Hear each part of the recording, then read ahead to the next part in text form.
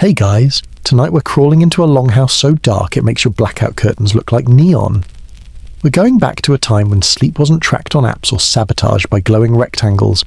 No alarms, no roommates stomping in at 2 a, just the slow breath of 20 bodies, the creak of timber, and the faint, terrifying realization that the Vikings may have slept better than anyone in history. So, before you get comfortable, take a moment to like the video and subscribe, but only if you genuinely enjoy what I do here. Let me know where you're watching from and what time it is where you are. I love seeing how far this sleepy little time machine reaches. Now, dim the lights, maybe turn on a fan for that soft background hum, and let's ease into tonight's journey together. The fire has died. Not completely, just enough that the last curl of flame clings to a splinter of birch like a drunk friend refusing to leave the tavern. The rest is ash, the kind that floats in the air and settles in your hair. You taste it when you yawn. You're on your side. The fur pelt wrapped around your shoulders is stiff near the edges, where old sweat and wood smoke have stiffened it into something between a blanket and a bark. It smells like everything in here smells fat, fire, and something sour from the goats. Your left cheek is pressed into straw that was fresh maybe 4 weeks ago.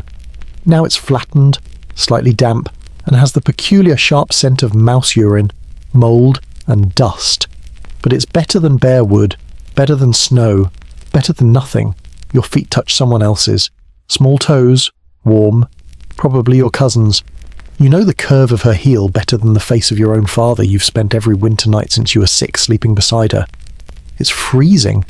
Not in the dramatic, cinematic way, not with blizzards and howling wolves, just steady. Heavy cold that seeped into the beams of the longhouse, curled up into the corners like a dog you forgot to feed. Your breath puffs visibly, it rises, then disappears. The thatched roof above you is so low it's almost comforting, like being buried under a boat hull.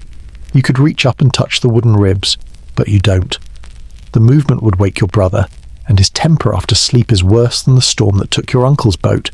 There is no pillow, just your arm, folded under your head until the numbness sets in and you turn, again, to find some other angle your bones can tolerate. The fire wheezes, then nothing. Darkness wins. And in that silence, not city silence, but Viking silence, you realize something peculiar. You're not alone. Not in the obvious sense. You've always known there are 15 to 20 people sleeping in here, spread out like salted fish on wooden racks. But this feels different. It's not the people who bother you.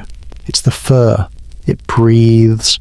It shifts against your back in a way that's too deliberate for a draft. You freeze, heart thudding like someone beating a war drum with a bone. It's probably just the dog. You hope it's just the dog. The first time this happened, you screamed. That was when you were 10. The slap your mother gave you echoed louder than the scream did. Now you've learned to flinch in silence, to hold your fear like hot iron between your teeth, to wait. Then, a familiar sound. Thorvald's snore. Deep, croaking. The kind of sound that suggests a nose too often broken and a soul too untroubled by dreams. It's loud enough to startle the chickens in the far corner. You shift your leg to scratch an itch. Your knee brushes against something soft round. A goat. You hope. Its breathing is gentle, rhythmic, like waves. This is comfort. This is safety. This is normal. No rooms, no beds. Just one long box of sleeping flesh and fire and fur. You're a Viking. You sleep where others breathe. You sleep in pack formation, like animals. Because that's what you are here, a warm animal in the dark. The ceiling has no stars, but you count the knots in the wood like constellations. That one looks like a rabbit. That one like an axe. That one. You don't finish the thought. The door creaks. Just slightly. Just once. The outer world is not supposed to visit you now. Not during the still time, when even the gods rest. But something enters. Or maybe leaves. Or maybe you're just tired. Your grandmother used to say that when the fire pops 3 times after midnight. Odin is walking past. You wonder if he sees you curled like a child, curled like the men he doesn't choose for Valhalla. Your eyes grow heavy, but sleep doesn't come in one piece here. It never has. There is first sleep, the deep, dead kind, where even thunder feels distant. Then there's this, the waking hour. not insomnia, not fear, just habit. You're not alone in waking. You hear someone shift near the hearth, a pot clinks, someone hums, low, tuneless, like bees circling a drowned flower. Astrid, you can tell by the cadence of her voice, the healer, the widow, the woman who claims to speak to dreams.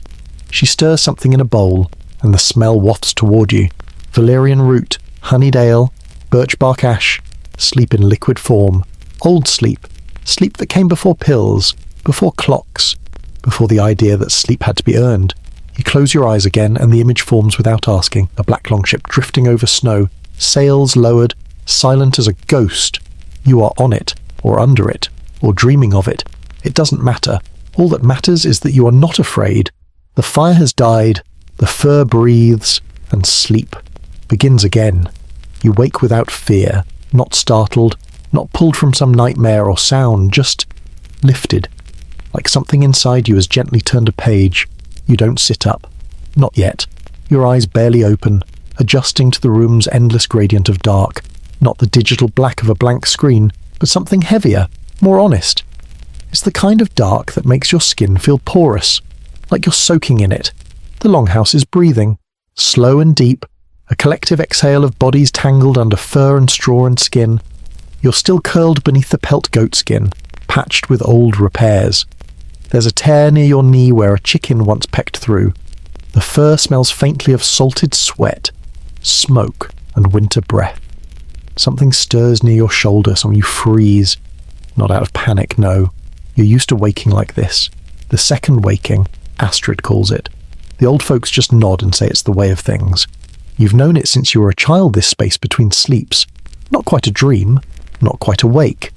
Behind you, your cousin shifts and mutters something in sleep, a half-formed name. Maybe yours. Maybe the name of someone dead. The fire has fallen low. No flames, just soft, red-bellied coals, exhaling their last warmth like a dying animal.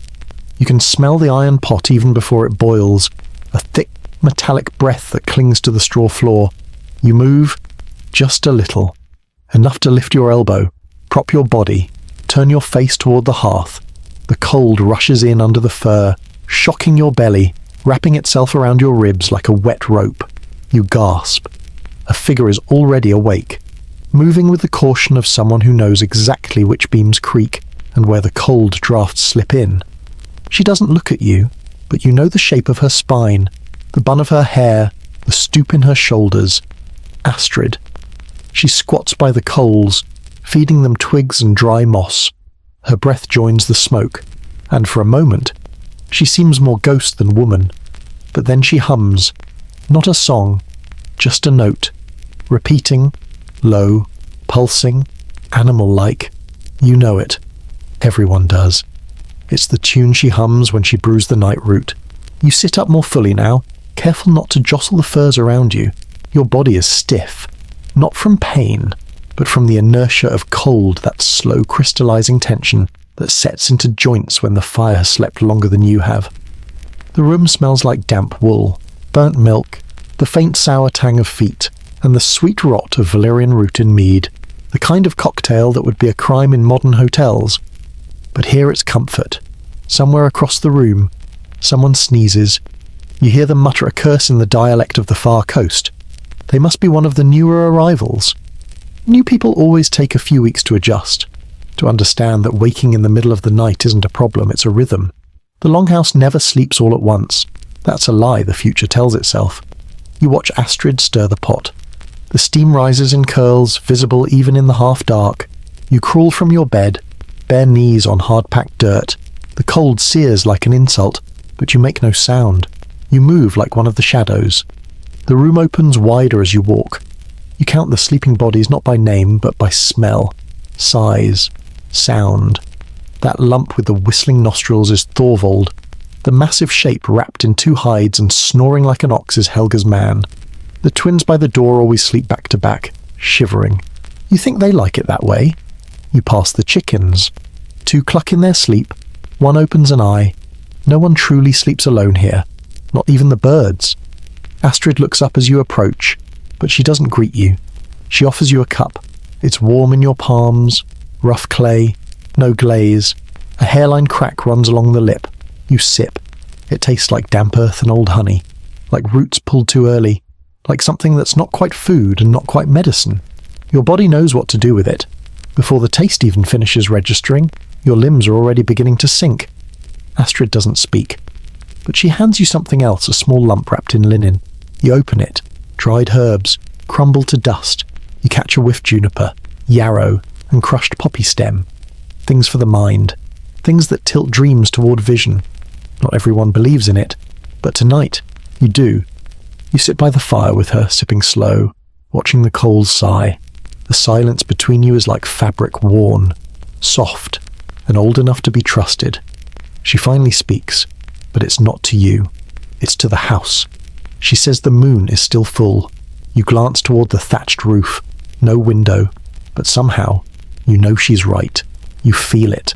The pressure in your skull, the tension in your skin, the fact that every dream tonight has been too vivid, too sharp around the edges. Someone had a nightmare earlier. A boy, maybe 7. He screamed once, just once. Then his father clamped a hand over his mouth and whispered something probably about the Norns, or the wolf dreams. No one screams twice here. Astrid begins to speak again. Not to you, to herself, or to whatever listens in the dark. She speaks of old sleeps, of when her mother used to lay moss under her head to filter dreams. She speaks of the time she forgot to blow out the lamp and saw shadows dancing where there was no flame. She speaks of a man who slept through the death of his wife and woke with her hair in his mouth. You don't interrupt, because in this hour, all stories are sacred. Behind you. The longhouse shifts again. Someone has woken. A baby cries. A soft, desperate sound. Then a woman hums familiar, nasal, cracked with exhaustion. You sip the last of the drink. The taste has mellowed, less bitter now, like your tongue has forgotten its complaints. You lie back down. The straw feels less hostile than before. The fur clings to your body like a second skin. Your eyes flutter, but you keep them open just a little longer, because this waking between two dreams is the place where memory gets rewritten. You remember last winter now? Not the whole thing, just a smell. Fish oil, burned soup, a laugh that turned into a cough. You remember laying here while snow buried the world outside and thinking, what if this is all there is? What if sleep isn't escape but return? The longhouse creaks. The fire pops. Astrid hums again. Then you sleep. Not the deep, desperate plunge of first sleep, but the drift. Your breathing slows. You feel yourself sink. But before you vanish entirely, you see something. A figure at the far end of the room. Standing, watching, not moving, not real. Probably not. Maybe just your father. Maybe not. Their face is veiled by smoke. Their hands are empty, but they feel heavy, like they're carrying all your unfinished thoughts. They lift one finger, point to the rafters. You blink. They're gone. You turn over, pull the fur tighter, press your cheek against the old sharp straw. It pokes your skin, but you don't care, because the second sleep is here, and this time, you don't need to dream anything at all. Your mouth tastes like bark and ash, not in a poetic way, not like, ooh, smoky flavor profile, but in the raw, papery texture of something steeped too long in an iron pot by a woman who believes in herbs more than gods. You don't mind. That bitterness means it's working. You haven't moved in. Maybe an hour, maybe 2. The concept of time is absurd in this place. Time doesn't move here. It collects, like soot on the rafters. Your eyes blink open, slow and dry. The room hasn't changed, but your body feels lighter, like you've sunk deeper into the straw, absorbed by it, folded into the longhouse the way dust becomes part of the beams. You're not entirely sure you still have knees. Somewhere, someone is grinding something with a mortar, the rhythmic crunch of pestle against stone. Shh. It's Astrid again. Of course. You don't even question it now. You shift, peeling the fur off your chest like dead skin. Cold air snakes into the space you've made, but your skin doesn't flinch. The herbal drink has reached your blood by now. You could lie naked in the snow and smile. You stand, not because you're ready, but because your legs accept the idea. Your toes find the floor, packed dirt, smoothed by generations of feet, cold but not cruel. Astrid is at the hearth. This time, she's grinding something darker. You can smell it: crushed pine needles, yarrow, dried bits of mushroom that only grow on graves. You know that smell. It's sleep magic. She doesn't look up when you approach, but her voice finds you. Don't touch the pot. It's still listening. You freeze, hand halfway outstretched. You don't ask what that means. You've learned not to. Instead, you sit, across from her, a respectful distance, like sitting across from fire itself. She adds a pinch of powder to a small bowl of fat animal, probably sheep, and stirs it with a carved bone stick. The smoke this time is blue, not the colour of blueberries, not soft or edible, but blue like frostbite, blue like teeth in a corpse's mouth. She hums. It's the same melody as before, but slower, heavier, almost sad. And then she speaks, but not to you, again, to the room, maybe to the thing in the rafters. Some herbs are for the body, she says, some for the demons, but the ones that put you to sleep, those are for the gods. You blink. Your tongue is thick. You think she might be right. She hands you a small leather pouch, heavy, smells like crushed dreams and something sour. Put it under your pillow, she says. I don't have a pillow, you whisper. She smiles finally. The first time tonight, it's not warm, it's knowing. Then sleep under it. You nod. That seems fair. You sit by the fire with her a while longer. The warmth now is gentler than earlier. Less flame, more presence. Like the fire knows it's no longer needed to impress. Astrid points to the herbs drying on a rack above the fire. She names them, not in your language, but in hers, the one that was mostly forgotten after the Christians came. Each name sounds like something the wind might whisper if you slept in the forest too long. Then she tells you stories, not with flair, not like the schools who perform in summer-round bonfires. Astrid doesn't care if you remember them. She's not performing. She's remembering, aloud. She tells of a woman who brewed a sleep potion so strong her enemies forgot their names, of a child who could speak to gods only after being dipped in elderflower water each night, of her own grandmother who never closed her eyes, but still dreamed every night. You ask her once, just once, why she wakes during the second hour. She looks at you like you asked why the moon waxes, and then she answers, to listen, to what she shrugs, what's still awake. You don't go back to your bed. Not yet. Instead, she gives you a different drink, cooler this time, thick and green. It tastes like swamp water filtered through hay. Your lips tingle, then your cheeks, then your spine.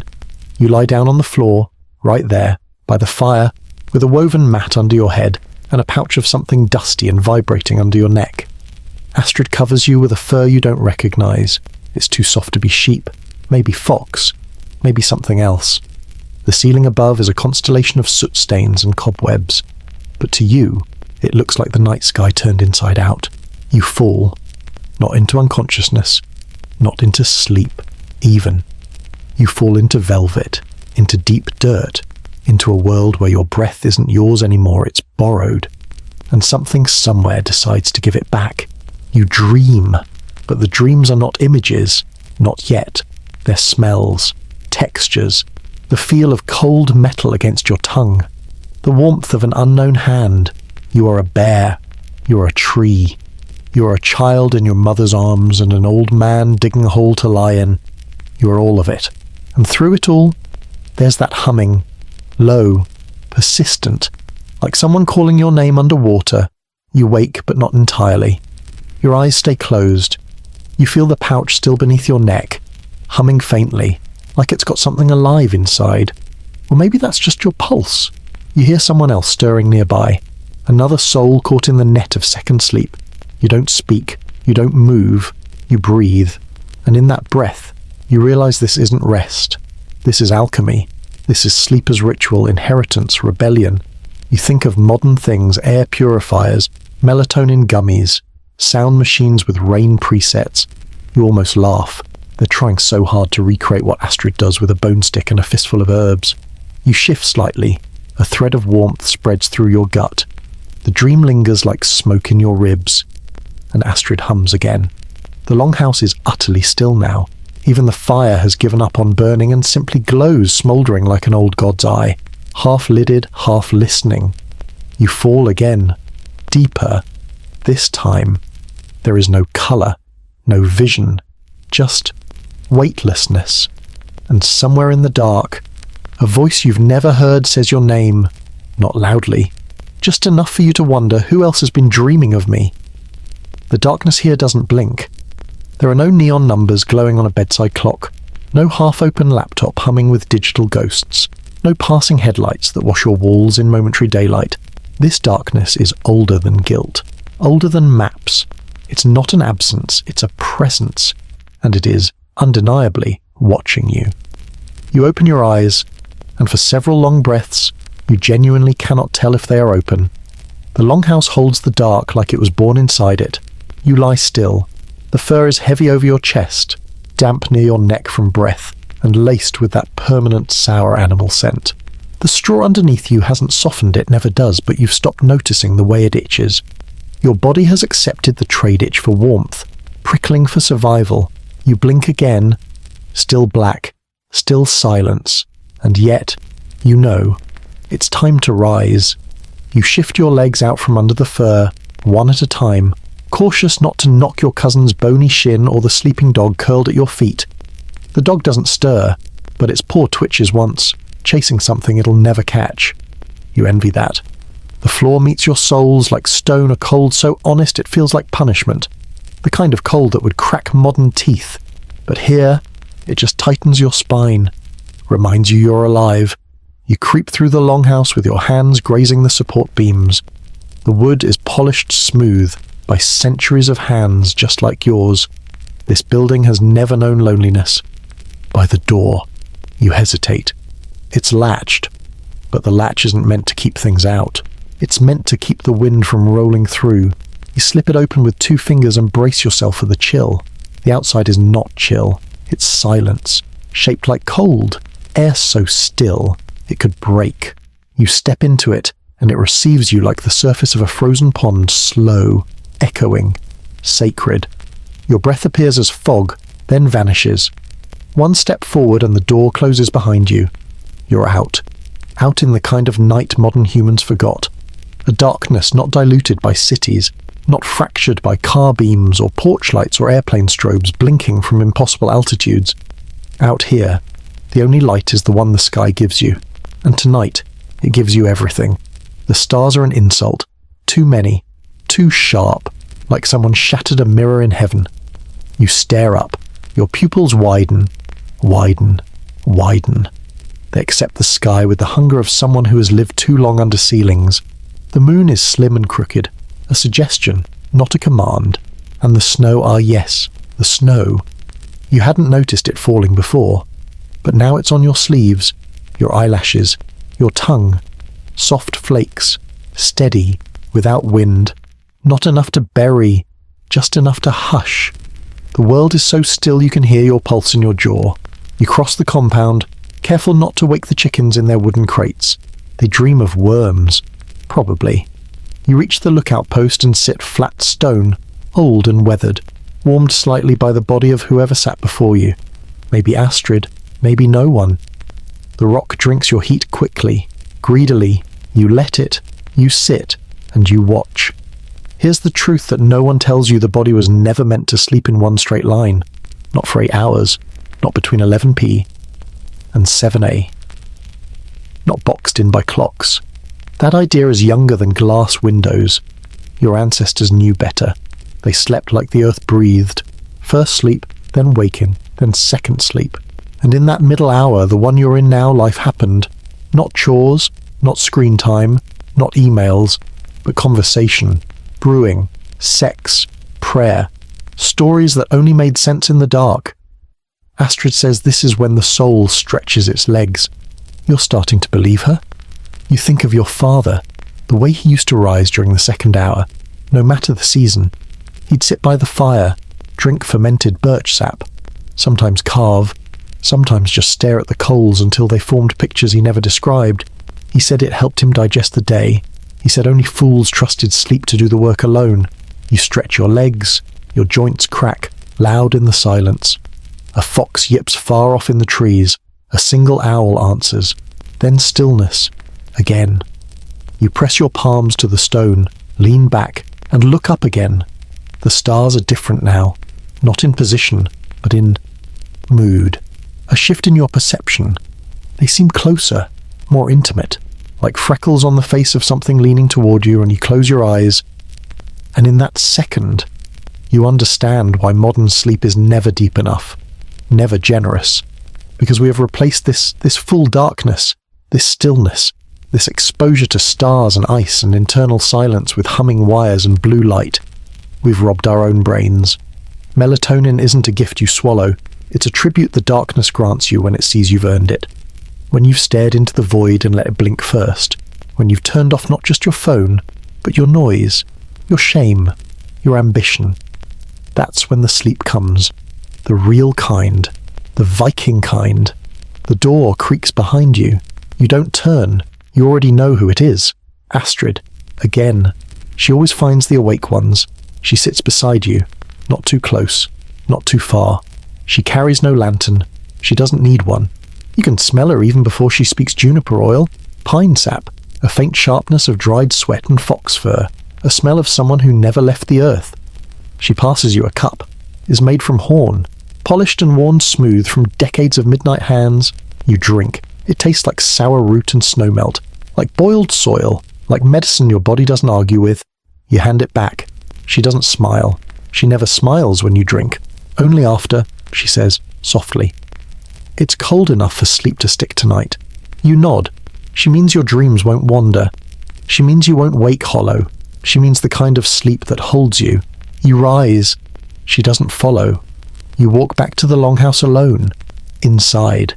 The heat hits you like a memory. The fire still low, but breathing again. Someone must have fed it. Maybe the law speaker. Maybe your brother. You pass the sleeping bodies. Some lie still as cairns.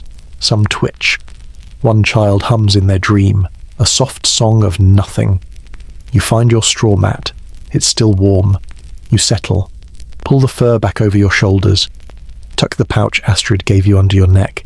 You lie flat, and for the first time in weeks, you feel ready, not just to sleep, but to fall. You think again of the stars, of the fox, of Astrid's silence. You think of the darkness, how it didn't judge, how it didn't speak, how it simply waited for you to remember. And now, here, inside this living room of breath and body and barely held dreams, you finally feel it. The sleep is coming, not to drag you, but to cradle you, to press you gently against the memory of snow, to give you back to yourself. And as your eyes close, as your limbs slacken, as your mind loosens like a fist letting go of ash, you hear something, a name, not yours, but close, whispered from somewhere near the ceiling. You don't respond. You don't need to. You're already gone. The first sleep creeps in sideways, not like a movie fade or a gentle descent, but like a hand slipping between your shoulder blades, slow, pressing, impossible to shake. You don't even remember closing your eyes. One moment, the fire is glowing low across the longhouse beams. The next, it's gone. The room wraps around you like a damp pelt, thick with the scent of wool and breath and barely suppressed snoring. The longhouse doesn't sleep all at once, but you've entered the current now, the ancient rhythm of first sleep, and your body obeys like it's been doing this for 1,000 years. You don't dream at first, you hover, and in that hovering you see things. Not visions, not gods, just hints, movements in the dark, the way the firelight had painted your cousin's cheek before it died, the rustle of straw under someone's heel, the pulse behind your own eyes. This is how it begins, not sleep, not waking, just drift. The scholars centuries from now will call it biphasic sleep. They'll dig through medieval journals and peasant diaries and discover that, for most of history, people didn't sleep through the night. They'll write about it in papers. They'll give it names and graphs and timestamps. But they'll never feel it like this. Because here, in the hush of a Viking winter, you don't need science to explain why the night splits in two. You just know. Your first sleep is deep, Not REM deep, not measurable, but cellular. Your bones loosen, your muscles melt like marrow. Time folds around you like a second fur, but it never lasts. Not because something's wrong, but because something is expected. You wake. You always do. At first, you think it's a sound, a creak, a cough, a bird on the roof. But no, it's internal. Something behind your ribs flickers and whispers. Now, wake, breathe. You open your eyes. It's still dark, still utterly, profoundly dark. You haven't missed anything.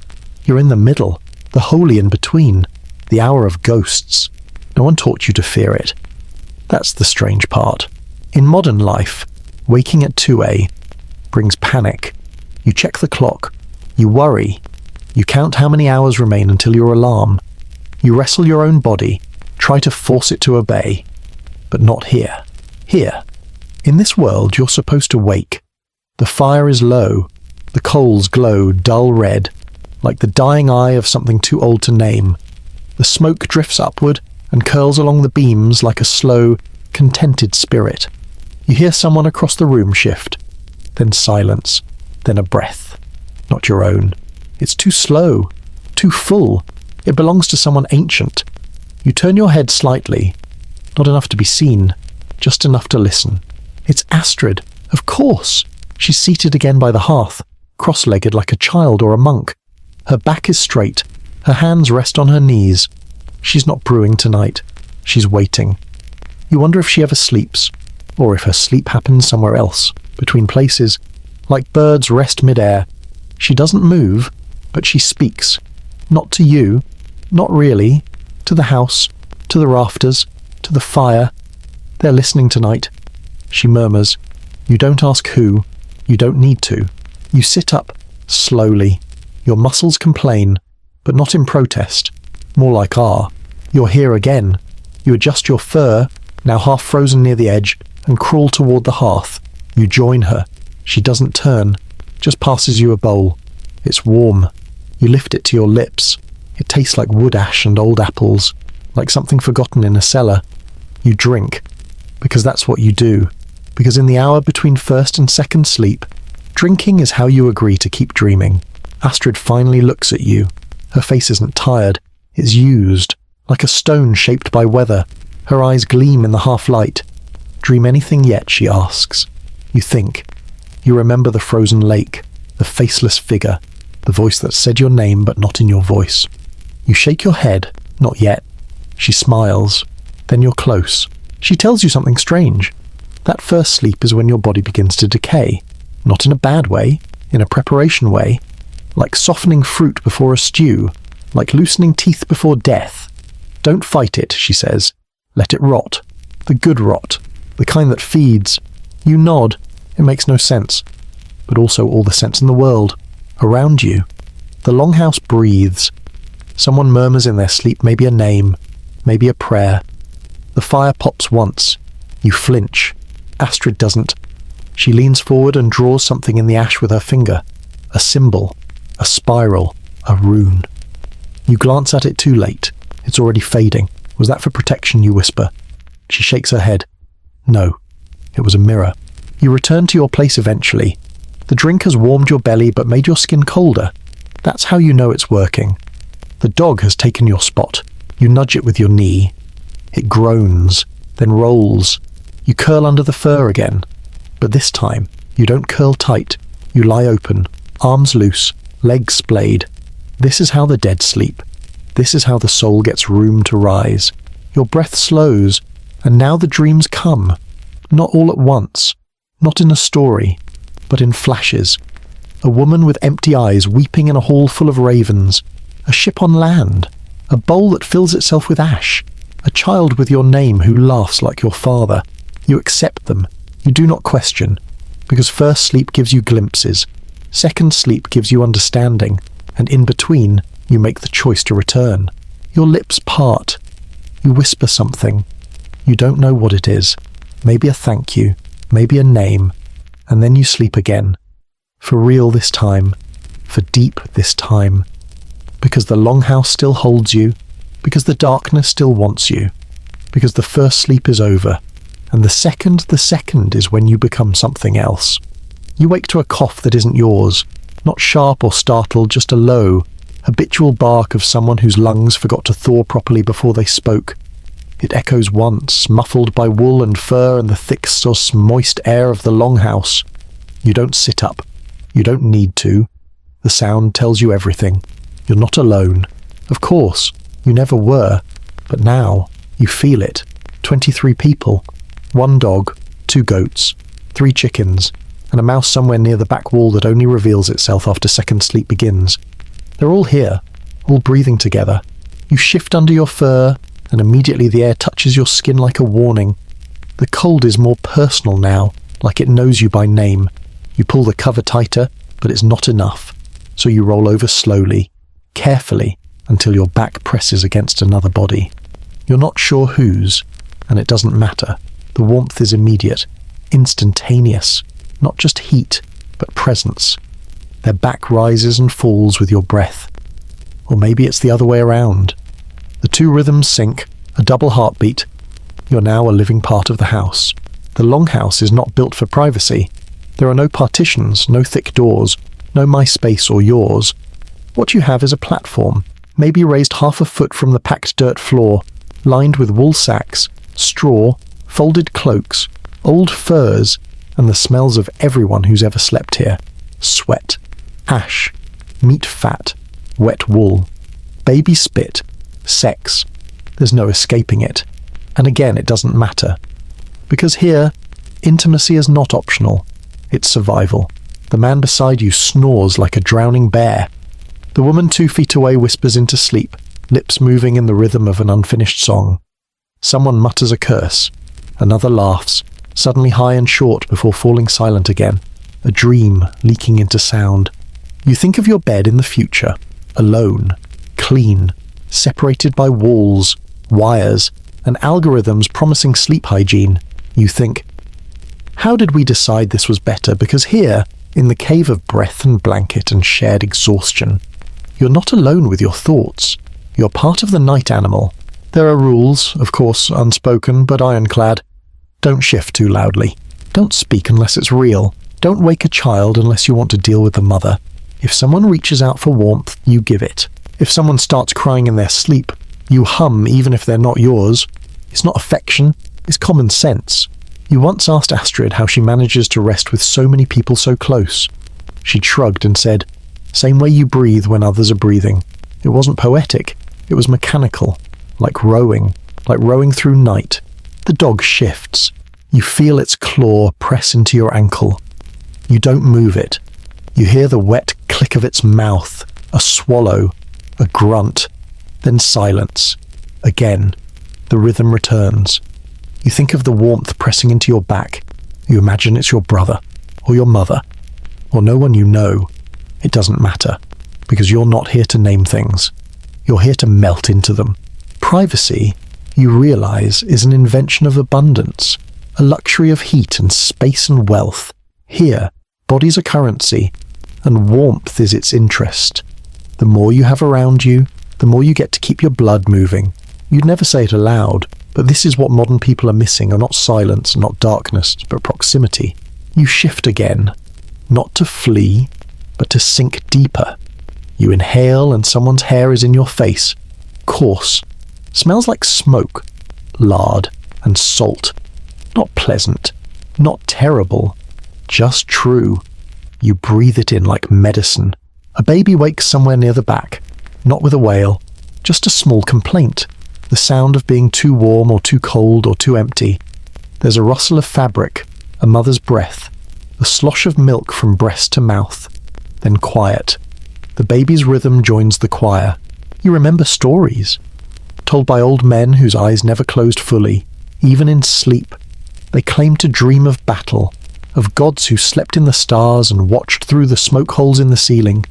You remember laying beside your father, hearing his breath stagger as he fell asleep, the way he'd always rub his chest twice before surrender. You remember thinking that this room full of strangers would someday feel unbearable. But now, you understand. It was always a womb. The fire flares once. Someone must have fed it. The light touches your closed eyes, paints red across your lids. You don't open them. The heat is soft, enough to remind you you're still here. You roll again, this time facing the back wall. The wooden planks breathe cold. The fur shifts with you, and so does your neighbour. You feel an arm press lightly against your hip. You let it stay. You know what it means nothing, or maybe everything, but definitely we're here together. There is no such thing as my space here, only space shared with grace. You drift. The snoring resumes, a sneeze, a muttered curse, and in all of it, you feel the edges of yourself dissolve, not in a frightening way, in a way that feels like home. You remember Astrid once said the gods don't visit those who sleep alone. They don't trust them. You'd laughed, but now, with 5 strangers pressed around you like river stones, you wonder if she was right. You feel safe, not in a guarded way, in a trusted way. You don't need a lock. You have a body to your left, a knee to your right, a fire behind you, and the stars above, though you can't see them. You know they're still watching. Second sleep approaches. You feel the slackening. Your thoughts don't string together now. They arrive in fragments. A man pouring salt over a deer's hide, a woman singing to a carved spoon, a child lifting a candle to a cat's face and whispering something like, "Show me." None of it makes sense. None of it has to. The rhythm continues. 23 bodies breathing. One longhouse, old and warm and rotting and whole. You are a thread in that weaving, a breath in that choir, a name no one needs to say. And as you fall, truly fall, again, into sleep, you feel the arm withdraw from your hip, not sharply, just slowly, like a wave sliding back from the shore. You smile, briefly, because you're not alone, and never have been. Your mouth is open when the second sleep finds you, not gaping, not gasping, just ajar, like a door someone meant to close but forgot. A thread of drool tickles the side of your lip, then soaks into the fur beneath your cheek. You don't wipe it. There's no shame in this room. No one here dreams alone. The second sleep doesn't announce itself with a curtain drop or a falling sensation. It comes like fog over a lake, silent, full, wrapping you before you even know you've gone. The breath in your chest slows. The warmth around you holds, heavy and real, but the inside of your mind, that's where the light changes. The first sleep was for your body. This one is for the visitors. It starts with a scent, not from the room, from the dream. Salted butter over rye, steam from a hot stone, distant, soft decay like flowers left too long in water, then colour, a deep red, no context, no object, just red, pulsing, like something breathing on the other side of your eyes. You hear a laugh, then a drum, then silence again, then someone else's voice. You've never heard this one before. A woman, aged but not weak, speaking in a dialect you shouldn't know, but understand completely. She's not talking to you. She's telling a story to someone else. You catch only phrases. She buried the comb before winter came. He drank the seal fat like it would bring her back. They said his name and the tree shook. You don't ask for clarity. This isn't your dream. You're just passing through. You wake, but not really. Your body stays still, but your breath changes tempo, and the person beside you stirs in sync.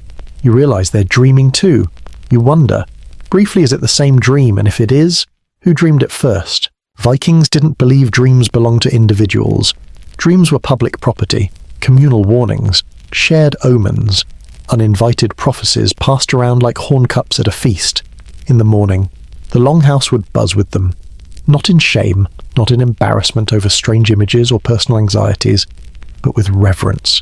A woman dreamed of a fish with 2 heads. That might mean the fjord's ice would break early. A boy saw his dead grandfather waving from the smoke. Someone in the village would likely die before spring. Dreams were stitched into life, not tucked away in journals or whispered to therapists. They were weather patterns, and you're in the middle of one now. The second sleep continues. You dream of a room filled with crows. Each one has a word in its beak. You try to read them, but they fly before you can. Your hands are sticky with honey, and someone, maybe your mother, maybe a stranger, keeps whispering, "Don't eat the words. Let them come." You wake again, not fully, but enough to hear a voice near your ear. It's your cousin, mumbling, caught in their own second sleep. Take it back. I told her. No, no. She said it was hers. You don't respond. You might be in their dream now. There's no privacy here. Not in the waking, not in the sleeping. Your body is warmed by strangers. Your dreams are stirred by other people's ghosts. You feel it as you drift the boundary between me and them dissolving like smoke in stew. You are not one. You are many, and the many are dreaming. Astrid once said that dreams are like chickens. Sometimes they stay where you left them, she'd said. Sometimes they wander into someone else's garden and lay eggs in their head instead. You'd laughed. But now, halfway between unconsciousness and waking, you wonder how many of your own dreams you've inherited from someone else. How many dreams weren't dreams at all but borrowed grief, repackaged as visions? You dream again? This time, it's snowing indoors. Everyone in the longhouse is seated at the fire, but no one has a face. Just blank ovals where their features should be. You walk between them. No one notices. You look down. Your hands are made of feathers and wet ash. Astrid is there across the fire. She has a face. It's yours. You wake, gasping, but only in your head. Your body doesn't flinch. Your breath doesn't break. Outside, the wind starts. It moans through the gaps in the longhouse wall like an old widow too proud to cry. You feel the person beside you shift. Their back presses against yours, grounding, heavy. You let go again. There is no panic in second sleep. No nightmares. Only messages. Even the frightening ones are wrapped in the knowing that they've passed through many others before you. You are a conduit, a temporary vessel, and when you wake, you'll be just one link in a long chain of dreamers who remembered things they never lived. The fire pops once, the baby sighs, a goat farts near the door, and yet sleep holds. You're not escaping anything, you're simply inside it. The dream returns. This time it's a man building a boat out of fish bones. Each rib snaps as he bends it. He hums to himself, a song without words. Behind him, the sea is boiling. He finishes the boat, then he climbs inside and sinks. You wake. Your heart is beating fast, not from fear, from recognition. You don't know that man, but someone in this room does. Maybe the girl near the wall, maybe the old man whose knees always ache, maybe Astrid herself. You breathe. The breath is enough to anchor you. You do not rise, you drift again. The second sleep is thick now, not fog, not dream, but something heavier, like sleeping in syrup, or clay, or ancestral memory. You feel your mouth open again, you feel your arms float. The longhouse leans, and somewhere near the fire, someone whispers, "That one's dreaming deep. Watch them." You want to ask who are they talking about, but you already know. You're not here to understand the dreams, only to hold them for a little while, like carrying water in cupped hands. You're not meant to keep it, only to pass it along, drop by drop, and when you wake for good, if you wake, you'll have no idea what parts were yours, and that will feel exactly right. Fire has a memory. You realize this just as your eyes open to its glow again, not bright, not new, but old, cradled in the coals, the way a secret is tucked into the palm of someone who never intends to tell. The room hasn't changed, but the fire has. It knows. It has watched. You lie on your side, eyes half-lidded, limbs loose from second sleep, and you stare into the embers like they might blink back. They don't. Not yet. The longhouse is still, not in the sense of silence, but in that strange group stillness that only happens after second sleep. When even dreams have exhaled, you hear breathing, always breathing, a kind of low tide of human noise, washing against the timber walls and retreating back into dreams. You hear a stir of straw, a low, wet cough, the scraping shift of the goat near the door, its hooves tapping like a blind man reading wood, and in the centre of it all the fire, not blazing, not cheerful, but aware. Vikings didn't sleep with fires for light. They didn't need to see. Their eyes were trained for dark. They slept with fires for something deeper. The fire was a boundary between this world and the one outside, between the warmth of the body and the bite of the night, between the things you could name and the things that waited. They fed it with more than wood. They fed it stories, bones, fat, hair, names, things that burned strangely, things that left no ash. You sit up, slowly. the fur falling from your shoulder like a hush. Astrid is already there, kneeling at the hearth. She's not adding wood, she's just watching it. You say nothing. That's the rule. Second sleep is ending, but words haven't returned yet. So you crawl toward her and sit. She doesn't look at you. She gestures to the flame. Watch. You do. It shifts, not upward, not outward, but inward. The flame isn't yellow, not exactly. It's a bruised gold, with edges of blue that flicker like doubt. You swear. Just for a moment, it moves like a mouth, like it's trying to form a word. Astrid hums, low, not tuneless, but not melody either. A vibration, a note passed down the throat instead of the tongue. The flame responds, it stretches, licks the air, pauses, and then it whispers. No one else seems to notice, or maybe they do. Maybe they're just trained not to move. You glance at the others, still asleep, still turned away. Only you and Astrid remain with the fire, and the fire remembers you. When you were 6, you fell into the hearth. No one pushed you. You were just too fast, too wild, too unaware. You burned your hand, not badly, but enough. Your father plunged it into snow. Your mother wept. Astrid poured a powder over it that smelled like burnt teeth and mint.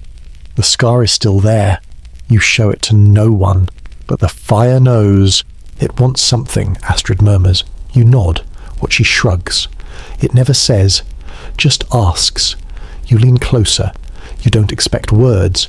You don't expect visions. You expect heat, and you get it. It rolls over your face like a breath that remembers your name. Not enough to burn, not enough to warm, just enough to mark. Vikings believed the fire watched, that it ate sins while you slept, that it remembered what you did in the dark when you thought the gods weren't looking. Children were told not to lie near the hearth unless they were clean of heart, which meant no stealing, no secret touching, no plotting, because if the fire saw, the embers would rise into your throat in the night and pull the lie out like a bone. You remember a boy who disappeared one winter, not a stranger and not a raider, one of yours. He was seen last feeding the fire alone. The next morning, all that remained was his knife, melted into the ash. No one spoke of it, but Astrid said, some things don't leave when you want them to. She was talking about the fire. You think. The flames shift again. You see something inside. Not a figure, not a face, but a moment. A memory you didn't know you'd kept. Your mother, brushing your hair with her fingers before bed. Not tenderly, just habitually. Tucking it behind your ears, humming under her breath. The smell of fish broth still clinging to her sleeves. You feel your chest tighten. The fire knows. It always has. Astrid finally speaks. You should feed it. You glance around. There's no wood beside you. She nods toward your chest. You reach inside your tunic and remove the pouch she gave you 2 nights ago. You'd forgotten it was there. You open it. Inside, a single clump of dried moss, a thread of red yarn, and one, single, long, white hair. You don't ask. You throw it in. The fire hisses, then sighs, then smiles. No one sees it but you. You return to your mat. Not because you're tired, but because the fire has released you. And that's how it works. You give it something. It gives you permission. You lie down. The warmth is slower now, more cautious. The sleep that comes is not first, not second. It is third, the hidden sleep, the one the scholars never write about, the one not all get to reach. It is the sleep of those seen and still kept. You slip under. The fire still burns. But this time, you don't feel its light, you feel its memory. A warmth shaped like you, curled beside someone who knows you're breathing, waiting for you to return. The first thing you smell is fat, rendered heavy, old. The kind of fat that coats your tongue from across the room. Not fresh, no. This has been stored in a sack near the wall since the start of winter, pressed and salted and buried under ash to keep the rats away. The second thing you smell is smoke, not the sweet drift from the hearth, but the bitter kind charred wool, burnt bone, something boiled too long. The third thing is movement. Small, fast, purposeful. You're not dreaming anymore.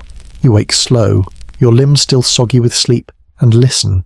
There's no talking, but there's chewing, and the sound of something soft being torn apart by small hands, and the occasional crunch, like a tooth cracking through cartilage. You lift your head just enough to see. Across the longhouse, near the far beam, half-shadowed and pressed up against a wall of drying hides, are 4 figures. 3 seated, 1 squatting, faces dim, backs hunched, feasting. They do not speak. They eat like they've done this before. Like this is not an indulgence, but a ritual. Something with rules. Something passed down by repetition. You know these people. Not well, not by name, but by the rhythm of their work. One is the woman who plucks feathers from the geese. One is the boy who limps but can still swing an axe. One is the old man who never blinks when the fire cracks. The fourth, you're not sure. They move too smoothly. Midnight feasts were never encouraged, but they weren't forbidden either. Because what do you do when you wake hungry? Not just stomach-hollow hungry, but deep hungry. Hungry like your ribs are hollow reeds, like your tongue is made of stone, like your sleep won't return until something fills you. So the unspoken rule was don't ask, don't watch, and don't take more than your share. But the share is never measured, and that's where the danger lives. You sit up. The dog beside you stirs, lets out a breath, then presses against your thigh like it's decided your return to consciousness is inconvenient. You brush a hand over its back. The fur is warm, greasy, familiar. Then you rise, not to join them, not yet, just to see what it means. The fire has burned down again. The coals now glow like the eyes of something patient. The feast continues. They've brought a pouch, one of the ones used to carry grain or dried meat. From it, they produce a withered turnip, still dusted in frost, a hunk of brown bread, hard as bark, something that looks like a bird's foot. You cannot name the last thing. You don't want to. The limping boy notices you. He doesn't speak, just meets your gaze. Then nods once, then returns to his food. Invitation, warning, acknowledgement. Unclear, but it's enough. You walk quietly toward them, bare feet, careful not to press too loudly on the straw. As you approach, the smell intensifies. Grease, sweat, pickled blood. You crouch, but don't sit. The woman hands you a lump. It's wrapped in cloth, still warm. You don't ask what it is. You bite. It's chewy, salty, smoked. Tongue liver boiled, root dipped in animal fat, all possible. None certain. They don't speak, but they chew together, in rhythm. Like the dream breathing of earlier, this too is a kind of shared pulse. You follow, you chew, you swallow. You breathe through your nose and try not to choke on the flavour. Your body thanks you anyway. Feasting at midnight is a sacred kind of wrong. You're not supposed to take during the hours when nothing gives. The sun isn't up to bless the meal. The gods aren't listening. Even the ancestors are off duty. And yet, some hungers refuse to wait. The fourth figure finally moves. You still can't see their face. Hooded, wrapped in something not quite fur. But they reach into the pouch and pull out a finger. Thin, twisted, charred black at the tip. Not human. You hope. They hold it between thumb and forefinger, then pass it to the old man. He takes it, snaps it in half. Steam escapes. He eats his half. The fourth figure does the same. You keep chewing. You remember a story Astrid told once during one of the dark months.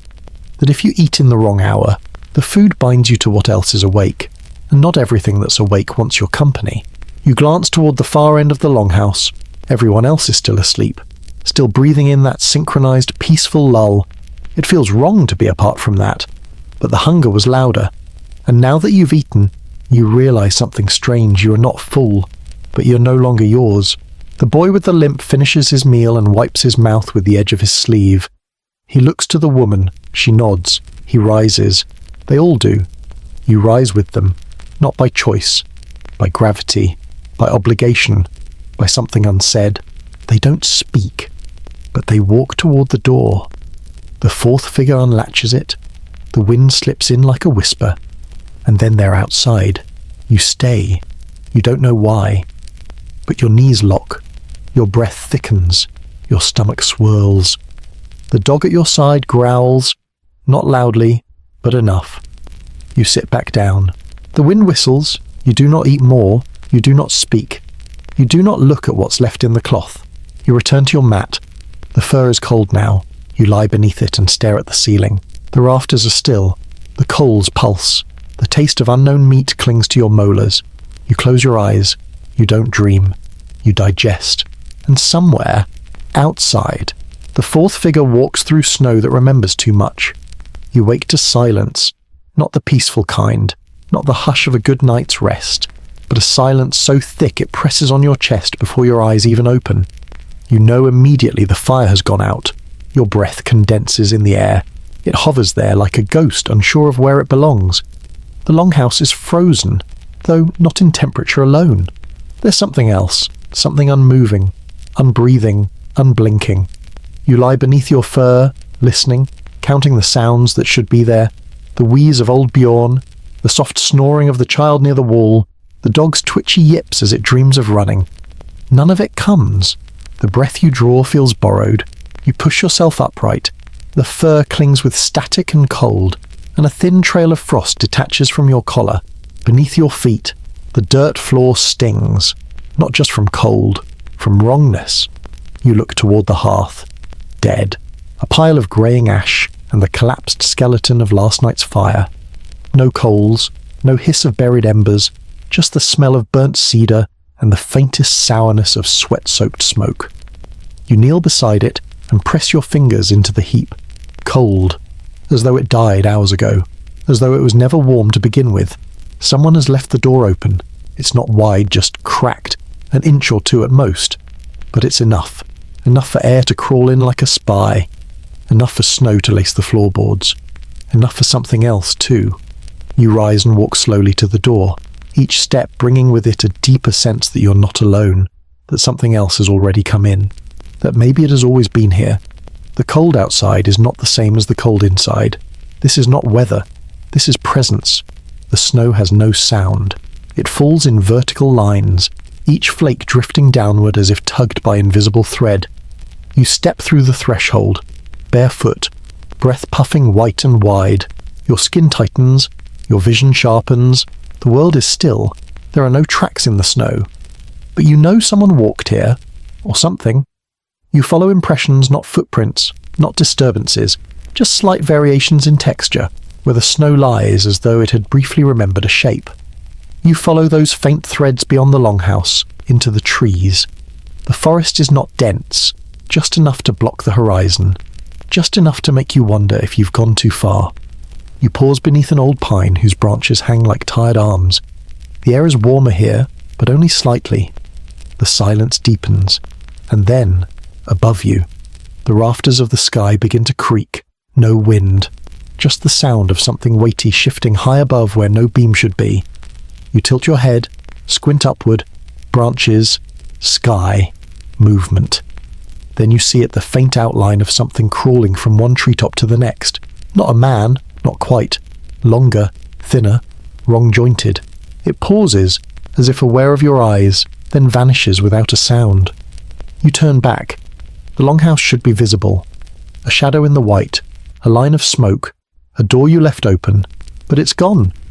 The trees are where they should be. The snow lies untouched. But the longhouse your home is missing. Your pulse quickens. You turn in a slow circle. Still no tracks.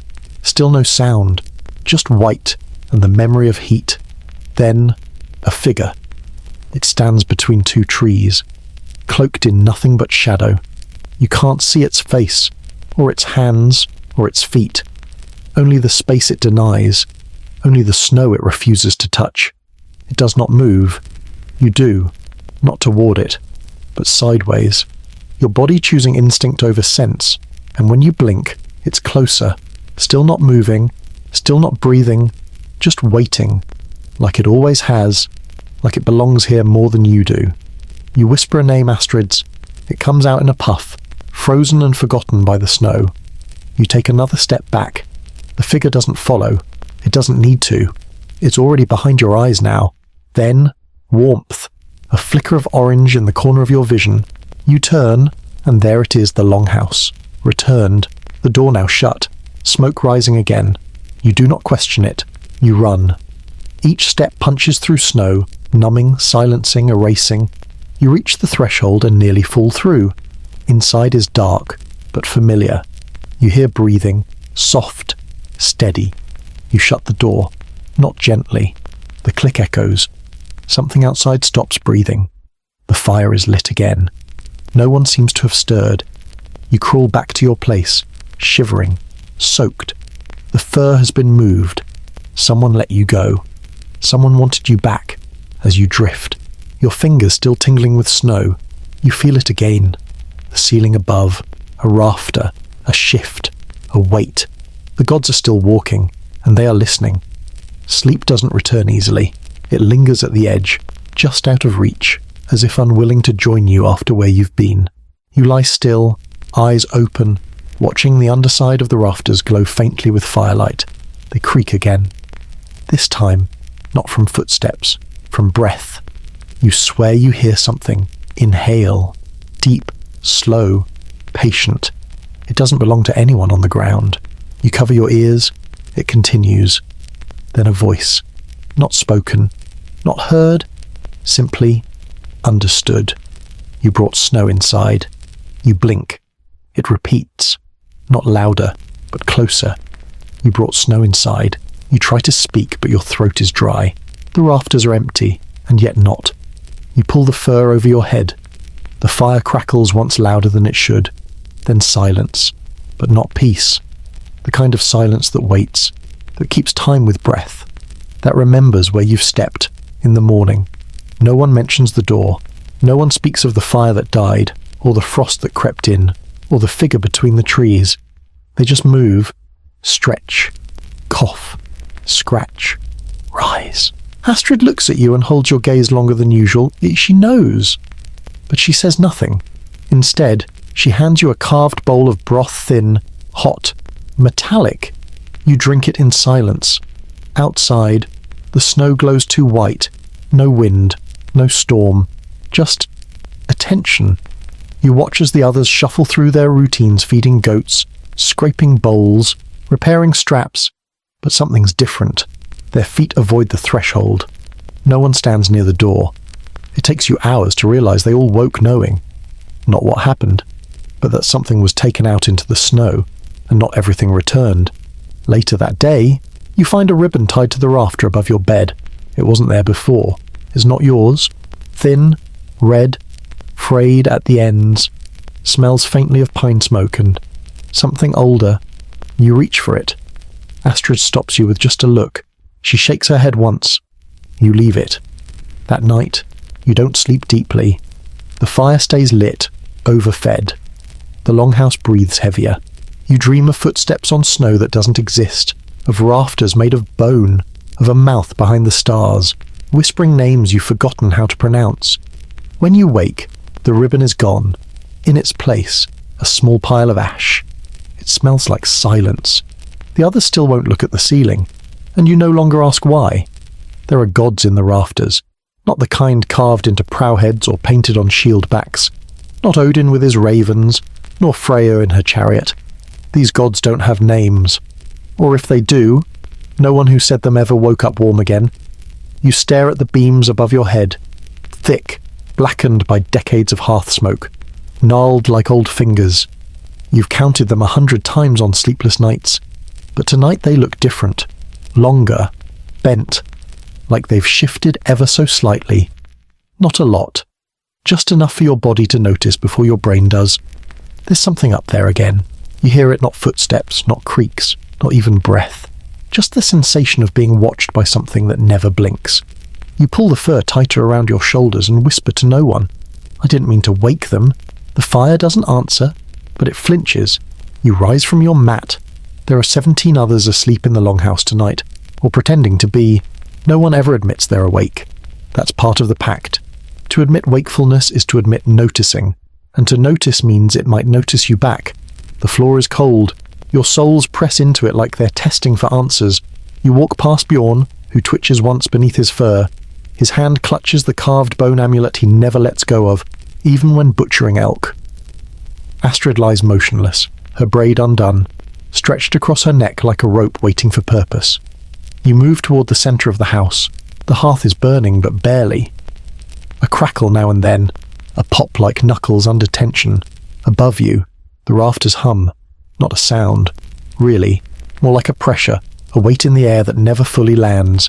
You crane your head back, count again, 9 beams. Always 9, but you see 10, and the 10th one is breathing. You don't scream. Screaming would wake the house, and the house has its own rules. No one screams, not even during childbirth, not even when limbs snap beneath falling trees. The gods don't like noise unless they make it. You take a step back, but the floor doesn't creak. It yields, like stepping on breath. You lower your gaze and notice something new: pine needles. 5 of them, arranged in a perfect star at the base of the central post. They weren't there yesterday. They weren't there an hour ago. They shimmer slightly in the firelight, tipped with something that isn't sap, not wet, not blood, just aware. You feel the hair rise along your forearms, not from cold, from memory. This has happened before, not to you, but to someone. Long ago, a man in your village carved his dreams into wood, claimed the rafters whispered names to him at night. Names that weren't human. He burned the carvings, then vanished into the woods wearing nothing but ash. They found pine needles on his sleeping mat. You never asked how. You stare up again. The 10th rafter is gone. Just 9. Just wood. But now every one of them looks like a spine. You take the pine needles. No, you don't.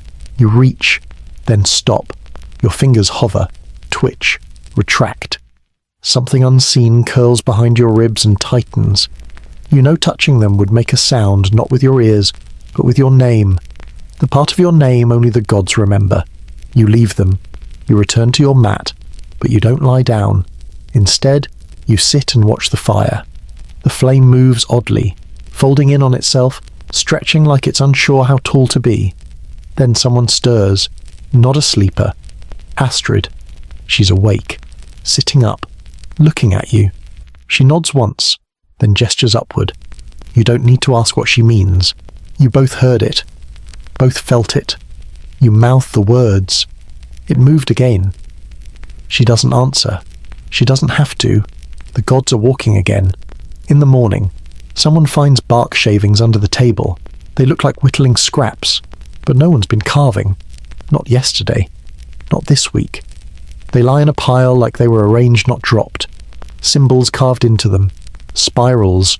Crosses. Shapes too angular to be runes, but too deliberate to be nonsense. The elder woman, seen, takes one look and spits on the ground. She says nothing else all day.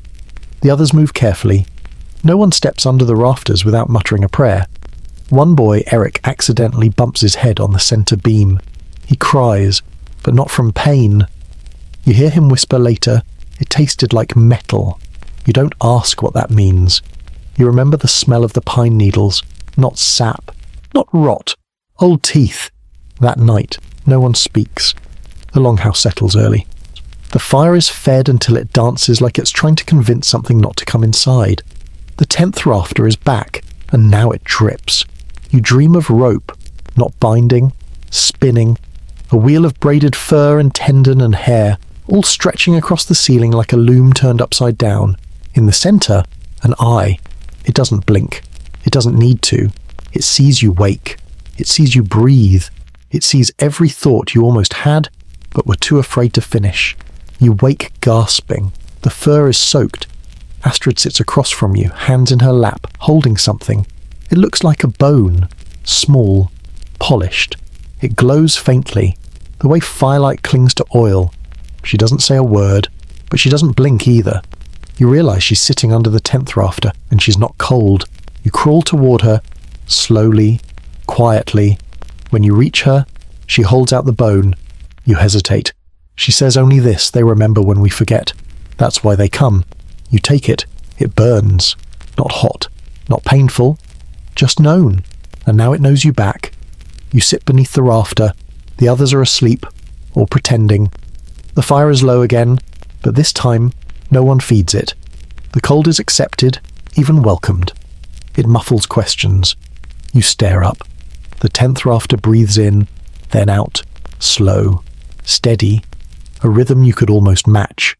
You close your eyes. You let it happen. You let it count your bones. 1, 2, 3. By the time it reaches your ribs, you feel lighter, not peaceful, not broken, just aligned, like a tool placed correctly back on its hook. You don't speak again that night. You don't need to. Your voice is now where the gods keep their kindling, in the rafters, above the fire, in the warmth that sometimes forgets to return. You wake again, or dream of waking. It's hard to tell. The fire has gone cold, yet the room is lit from above. You raise your eyes to the ceiling and realize it's no longer wood, it's woven. Straw and bone and sinew, braided into a tapestry that moves when you breathe. The gods have stitched themselves into your shelter.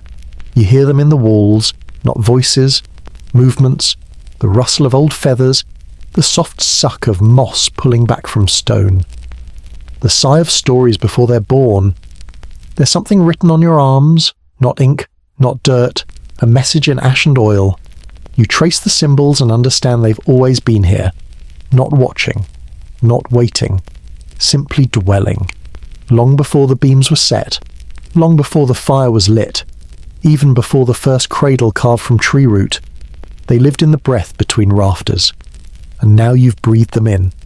At dawn, Astrid sings, just once, a note without words, low and long and curved like smoke, the kind of sound that isn't meant to be heard, only felt, the kind that fits neatly in your ribs, like it had always been hiding there. Everyone hears it, no one responds, but every head turns slightly, a nod to something they can't name. The dog whimpers. Bjorn rises and pours water into the ash pit, even though the fire's still alive. You help him. No one speaks. Afterward, you watch the rafters. They seem calm, satisfied. For now, you lie back down, though you know sleep won't come. You stare at the ceiling, where gods now hum like coals inside your skull. You remember the phrase whispered by your grandmother, long before her teeth fell out and her mind unravelled, "Never dream with both eyes closed." You finally understand what she meant, but it's too late. Later that evening, the wind returns. It knocks once against the door, then twice. No one answers. It's not a wind that wants entry, it only wants acknowledgement.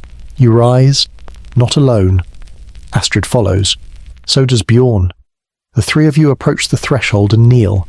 A ritual with no name, passed through silence. You place your palm to the wood. It's warm. On the other side, something inhales, slowly, deeply. As if tasting the moment, you whisper into the grain, "We remember." The wind leaves, the rafters settle. You return to your mat, but now it's different. It cradles you like it knows your spine. The fire glows without burning. The gods do not move, but they are awake.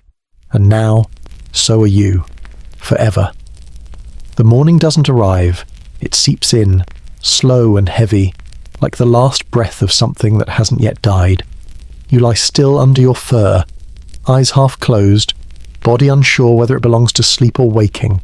There is no sound in the longhouse, no snoring, no crackling of the fire, no shifting limbs, just breath, quiet and synchronized, as if everyone's lungs are being puppeteered by the same invisible hand. You open your eyes.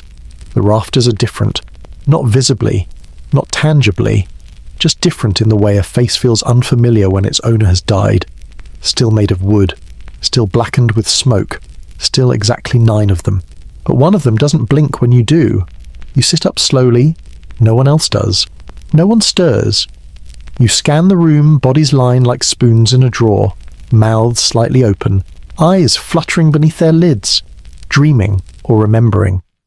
You rise, bare feet pressing against the cold packed earth. It doesn't feel like dirt. It feels like breath held too long. Every step whispers, not the floor. You. You're being listened to, at the hearth. The fire is out but not cold. It's warm ash, a soft humming warmth that doesn't flicker or fade. You reach your hand toward it and feel the kind of heat that remembers you. A feather sits in the ash. It wasn't there yesterday. It's black, curved slightly. The kind birds don't leave behind. It pulses once when your shadow touches it. You don't pick it up. Instead, you look around the room again. Bjorn is still breathing. His shoulders twitch with something unspoken. Astrid's braid lies across her neck, but her lips are moving, mouthing words she doesn't say aloud. You lean closer. She's repeating one phrase. It's the third sleep now. Not first sleep, not second sleep, but third. That's not how it works. That's never how it worked. But something in your ribs agrees. A long-forgotten rhythm stirs.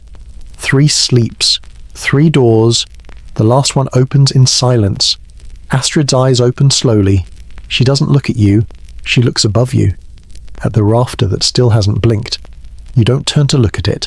That's the rule. Even if no one ever wrote it down, the rafters aren't real until you acknowledge them, but you feel it. Not sight, not sound. Weight, like a wet blanket hung above your head, threatening to slip, not crush you. Just cover you until you forget what air felt like. You back away from Astrid. She doesn't follow.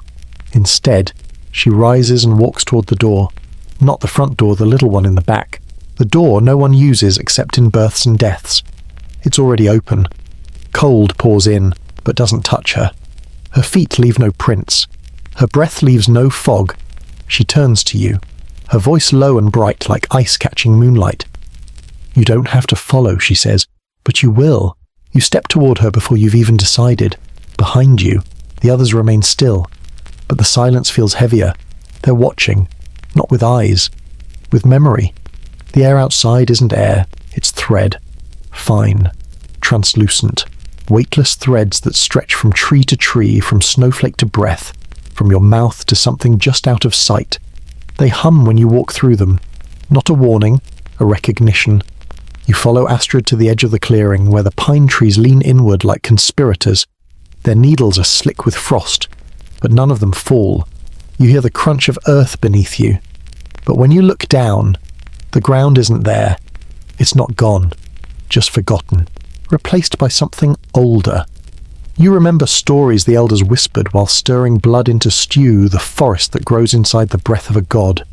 The paths that disappear if you don't look twice. The door that isn't a door but a name no one's spoken in generations. Astrid stops. She points to the snow. It's rising. Flake by flake, the snowfall reverses itself, swirling upward toward the canopy, where it disappears into the black between branches. Third sleep, she says again. You nod, even though you never woke from the second. She kneels. You do too. The frost doesn't sting. It welcomes. Like a mother's lap you didn't know you'd missed until now. Between you, something grows. Not fast, not plant-like, just inevitable. A small mound rises white, smooth, ringed with broken twigs and a single black feather. It pulses. You don't ask what it is. You already know. You saw it once in a dream when you were 7, back when your brother died under the river ice and no one found his body until spring. The same feather on his chest, the same mound beneath the roots. Astrid touches your hand. Her fingers are stiff and wrong, 2 knuckles too many. But you don't pull away. You let her guide your palm to the mound. It's warm. Too warm. You press your hand down, and the ground gives like flesh. Not dirt, not ice. Memory made physical. You close your eyes and feel it breathe back. When you open your eyes, you're back inside. The longhouse hasn't moved, but it's changed. Everything is softer. The edges of tables, the corners of fur mats, the nails on doorposts all dulled, blurred slightly, as if the room has exhaled after holding itself tight for years. The fire is burning again, but the smoke curls downward. It wraps around ankles, crawls along the floor like a pet finding its owner. Bjorn is awake. He's chewing something that isn't there. Sina hums under her breath, the same lullaby she used to soothe babies. Only no babies have been born in years. The rafters creak once, not in protest. In greeting, you step carefully, slowly, to your mat. The fur has changed thicker, softer, smelling faintly of sea salt and wet grass. It remembers things you don't. You lie down. Astrid kneels beside you. She doesn't speak. She places something in your hand. You don't open your fingers. You already know what it is. It's warm. It's breathing. It's yours. Sleep comes not suddenly, not slowly. It arrives like snow that's already fallen, You don't drift off. You return to a version of yourself with shorter hair, calloused fingers, no name yet shaped by family. You're on a boat. You're under it. You are the wood. You float above the longhouse, watching the beams settle like old backs cracking into place. The breath of everyone inside lifts in tandem, forming a single cloud that rises through the roof and into the sky, where it joins the stars in patterns no one's charted. You remember the feather, you remember the thread, you remember the third sleep, and now, finally, the gods remember you, not as a person, as a rhythm, as a knot tied tight enough to hold memory to bone. You do not wake, you emerge. The rafters don't shift anymore. They rest, because now they're part of you. In the final hush before dawn, you hear it. The house breathing, not groaning, not settling, breathing, in, out. Every beam inhales, every fur exhales. You open your eyes to shadows moving above you, not shadows cast, but shadows born. They dance in patterns that echo the marks once left on your skin by snow and salt and sorrow. Astrid is gone, or perhaps she was never separate. The firelight flickers once, then turns still, not extinguished, just stilled, like a held note. You lie still, not afraid, not curious, only tuned. The walls no longer feel like shelter, they feel like skin, and the ceiling above you, it blinks, once, then closes its eye, and the third sleep begins, not an end, a root, buried where gods forget to dream. You wake up warm, not comfortable warm, a warmth that clings too tightly, that hums too loud, that smells like something left in the sun too long. You open your eyes and realize the room is empty. The longhouse is silent, no breath, no fur shifts, no one rolling over in sleep, but the fire is still lit, and the rafters 10 now stare down, unblinking. You sit up. The weight in your hand is gone. Whatever Astrid placed there, it's vanished. But your palm aches where it used to be, a pressure that feels like a seed rooting into flesh. You rise slowly, joints cracking in perfect rhythm. Not just your rhythm, the house's, as if your spine is now tuned to its timber. You walk past Bjorn's mat. It's cold, the blanket folded. No imprint. Past Sina's corner. The necklace she never removes is draped across the pillow like a parting gesture. You are alone. Or rather, what remains of you is. Because something else is standing in your place. And it's ready to move. You step outside. Snow falls upward again. Not fast. Not dramatic. Just backward. Each flake defies gravity like it's obeying a different set of instructions. Ones you're beginning to understand without ever having learned them. The clearing is empty. No footprints, no trees, even just the longhouse behind you, and ahead a field of slow-turning air where snow becomes mist and mist becomes sound. You walk forward, not because there's a path, there isn't, but because your bones pull you that way. Every step is familiar, not in a memory sense, but like déjà vu passed down through blood, the kind of knowing that skips your mind and goes straight to your marrow. The feather you never picked up drifts past you now, floating sideways, caught in a wind only you can feel. It circles you once, then continues on, leading. You follow, because that's what the 10th rafter does. It doesn't command, it beckons, and you're already humming the tune it hasn't sung yet. Eventually the air thickens, not with weather, with waiting. You step into a grove that shouldn't be there, 5 trees arranged like fingers cupping a secret. They're dead, or pretending to be. Bark peeled, no leaves, but buzzing faintly, not with insects, with thought. At the centre of the grove is a stone basin, knee-high, carved with spirals and runes you don't remember learning but suddenly understand names of those who passed the third sleep and never returned. You recognise one. It's yours. But not the name they call you when meals are served or when goats escape. It's the name the wind uses when it curls beneath your bed. The name the rafters whisper when the fire burns low. The feather lands in the basin. It doesn't settle. It floats just above the surface, spinning slowly, like it's waiting for something heavier than water to arrive. You kneel, not from reverence, from gravity. The basin hums, and so do you. Your hum deepens. It's not a sound anymore. It's a frequency. It vibrates your teeth, your ribs, the scars you forgot you had. It slides under your skin and nests there, like a cold bird curling its wings between your lungs. The basin answers. The feather splits, not break splits. One becomes two. One rises. One sinks. The spiral on the basin begins to rotate. You're not imagining it. The rooms glow like moss struck by lightning.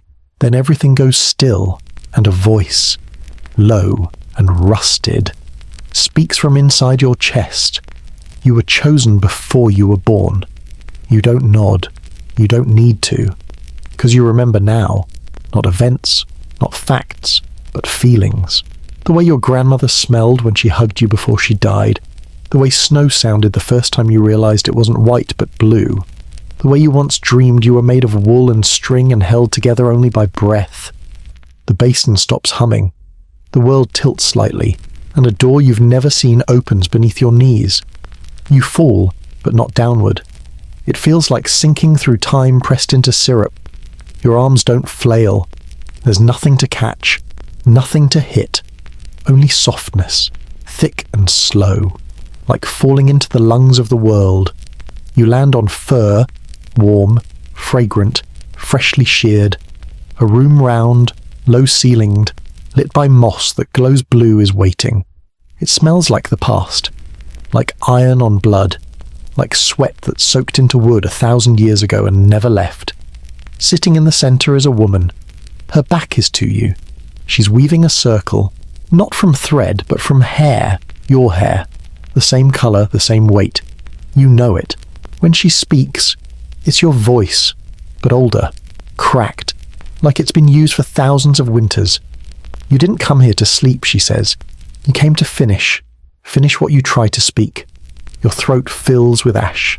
She turns. Her face is yours, not future you.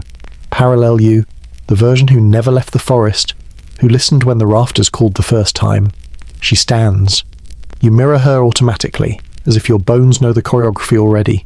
She offers you the braid she's woven. It loops once, twice. Then it hovers in the air between you like a noose that forgot how to strangle.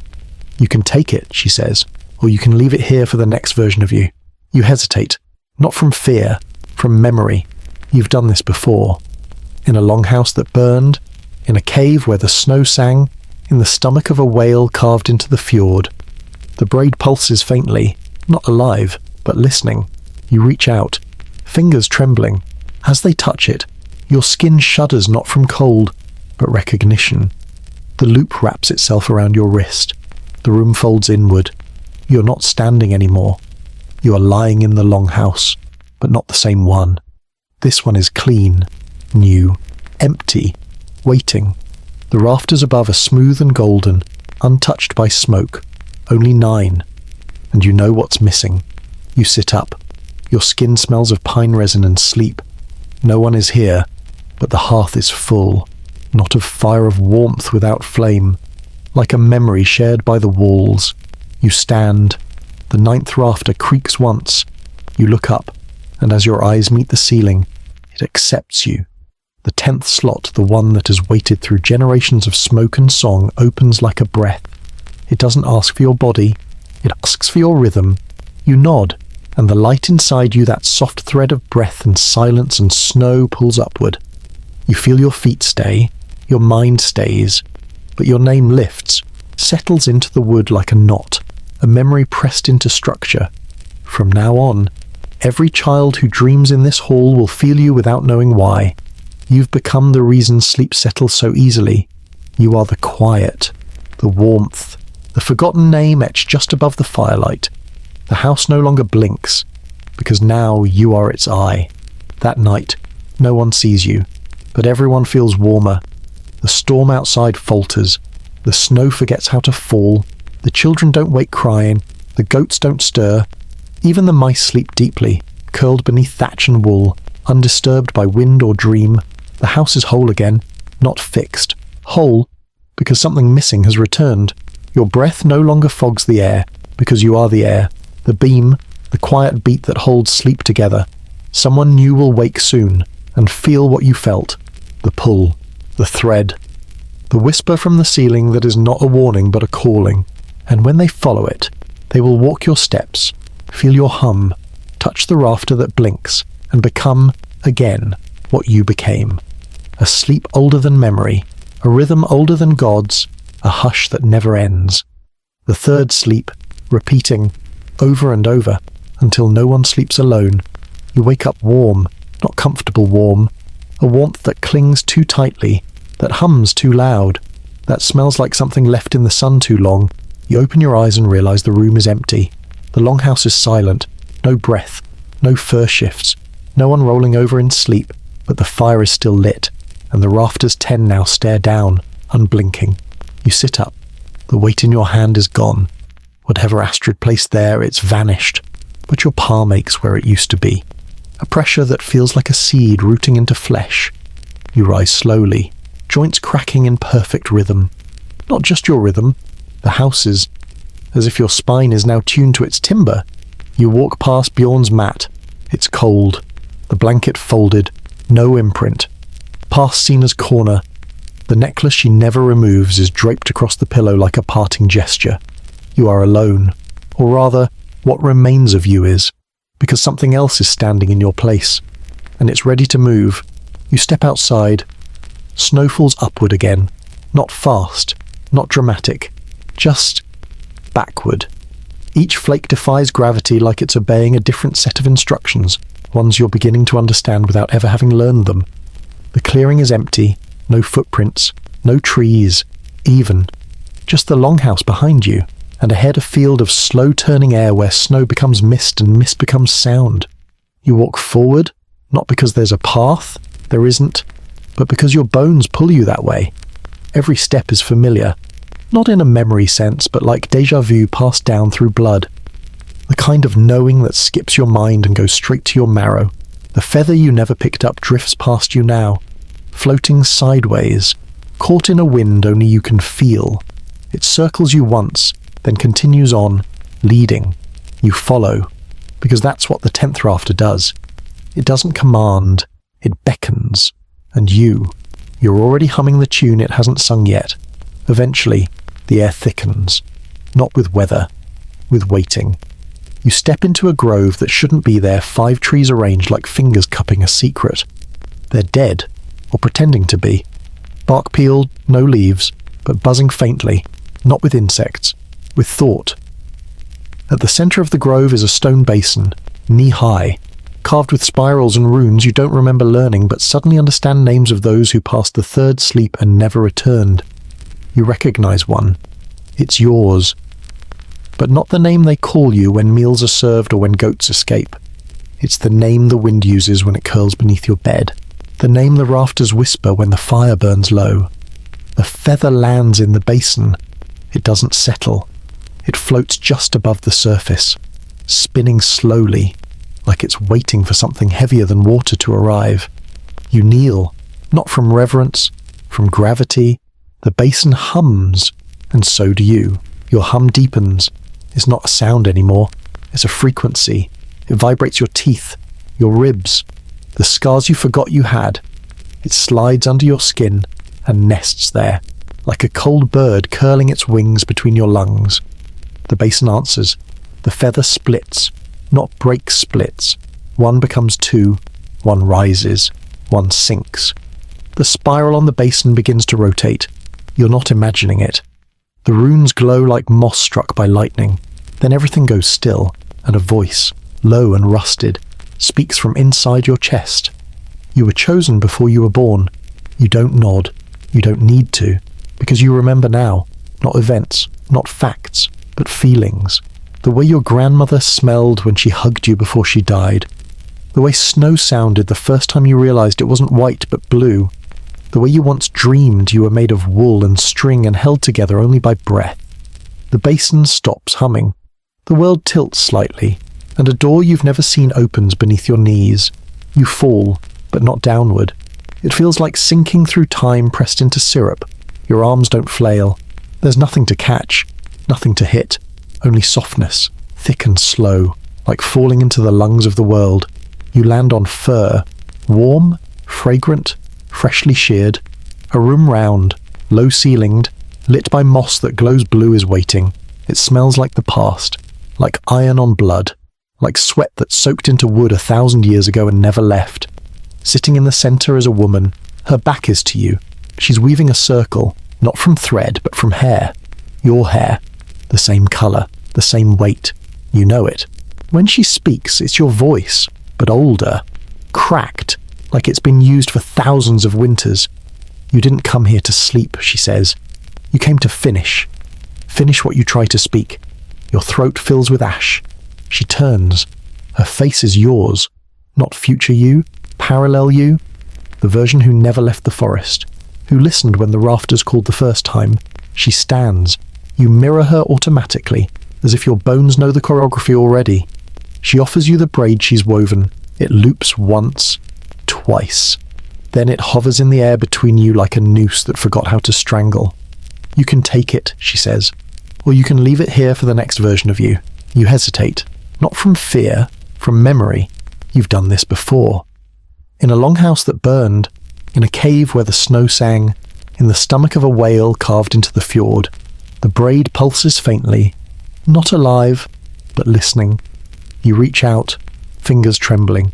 As they touch it, your skin shudders not from cold, but recognition.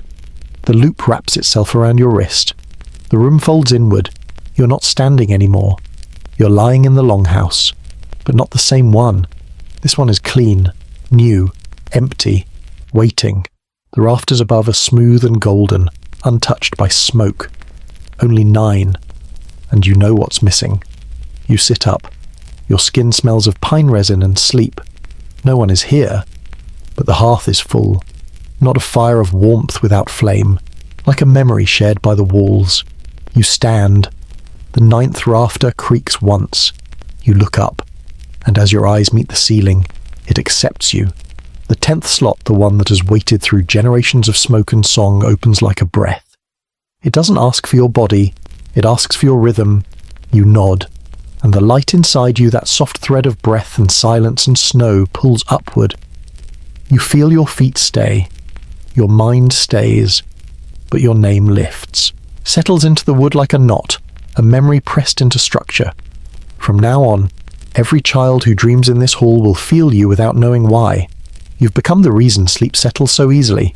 You are the quiet, the warmth, the forgotten name etched just above the firelight. The house no longer blinks, because now you are its eye. Years pass, not all at once, not cleanly. They settle like dust on a beam, soft, slow, unnoticed until the light catches them just right. Children grow, elders vanish, names fade, stories twist, but the longhouse remains. Its walls creak the same way each spring. The fire pit still sighs when it rains, and every night, no matter the season, the 10th rafter stays warm. No one remembers who carved it, or when it was added.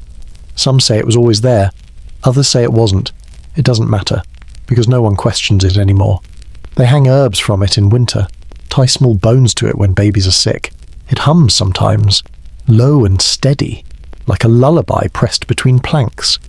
And when someone dies, really dies, not just old and gone, but too soon, too sharp, the rafter groans once, then returns to silence, as if it's storing the sorrow, holding it for later, or keeping it from spreading. 100 winters later, no one knows why the 10th rafter hums. The elders say it's just wind caught in the roof. The children think it's the house breathing, but no one stops it. Some still sleep beneath it on purpose, those who've lost too much, or feel too much, or dream more than they should. They say their dreams are heavier, longer, that they don't wake up tired. Sometimes they don't speak of what they've seen. Other times they speak too much, of forests made of bone, of women weaving hair into the shape of names, of doors that open only when you're not looking directly at them. There are no more feathers, not outside, but some children wake with one tangled in their hair. Always grey, always warm. The mothers blame mice, the fathers don't comment, but the children know. They tuck the feathers away, not under pillows, but into cracks in the wall, close to the rafter, as if returning something to where it belongs. One girl refuses to sleep anywhere else. She isn't strange. Just quiet. She listens too well. When she was born, the wind stopped for 3 days. The oldest midwife swore she saw a light pulse in the rafter during the final push. Now she's 6. She never cries. She hums in her sleep. And when she does, the fire bends toward her, not flickers, bends, leans. She's never sick, never lost in snow. Animals follow her, but not in affection, in recognition. The goats step aside when she passes. The dogs go silent. Her mother cuts her hair once. Only once. Because that night, the mother dreams of a forest filled with her daughter's braids tied to trees like offerings, each one humming the girl's name. In the morning, the child's hair is untouched, long again, like it never left her head. They don't cut it again. She keeps sleeping under the rafter, every night and every night. She listens for a door that hasn't opened yet. One winter, the hum returns. Not soft this time, not background. It comes like a low breath across the snow, steady, unbreaking, echoing in bones before ears. The villagers hear it in their sleep, but none wake, except her. She rises barefoot, pads across the creaking floor.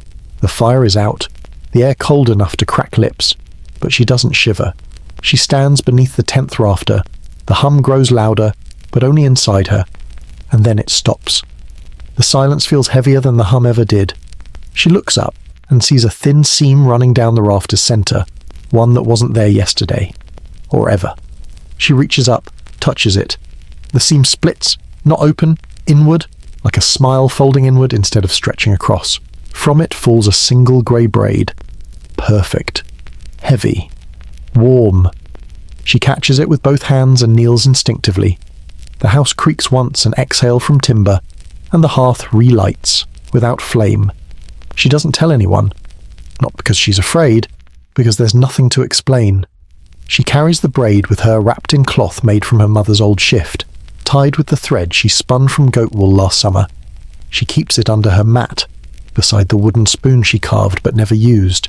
Every night, she lies beneath the rafter. Every night, she dreams of a room with moss-lit walls and a woman weaving hair that smells like memory. Sometimes the woman is her. Sometimes it's someone she hasn't met yet. Sometimes both. The village begins to change again, not loudly, quietly. The bread doesn't burn. The milk doesn't sour. No one yells anymore, not really. When they do, the wind interrupts. A kind of peace sets in that no one claims credit for. But they all know. When the girl walks past, their shoulders loosen. Their sleep deepens. Even the animals begin to lie closer to the longhouse walls, as if they too are listening for the hum that only she hears. During the midwinter feast, the longhouse swells with laughter. Mead spills. Old songs rise like smoke. Someone plays a stringed thing with only 3 notes, and no one minds that it's out of tune. The girl sits quietly at the edge of the firelight, not apart, not unwelcome, just observing. When the singing swells, she hums under her breath a different tune entirely, one no one hears, but everyone feels. Their tones change subtly, sink, grow softer, rounder, as if their joy has learned manners. No one notices when the wind stops howling. No one comments that the snowflakes outside freeze mid-air, suspended like ash from a fire that isn't burning. But every child that night dreams of braids, of a house that blinks, of a feather that never lands, and one by one, they begin to understand the rafter is not just wood, it is a promise, it is watching, and one day, it will need another.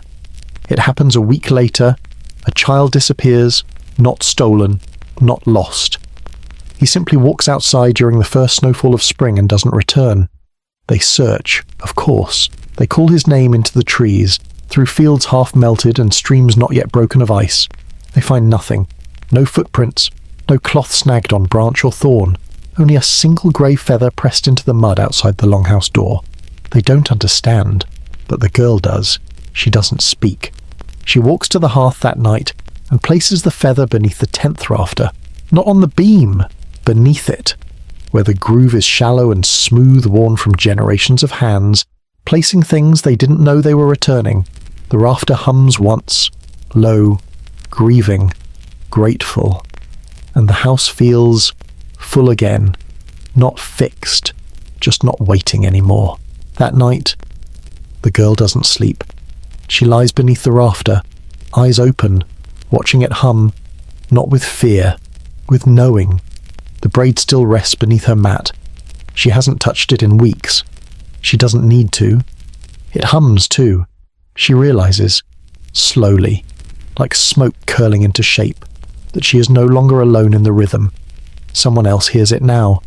She feels them just outside the house, in the woods, in the river bend, in the marrow of the hill. Dreamers, not many, just enough. And when the day comes that she finally closes her eyes, it won't be to rest, it will be to listen and pass the hum onward.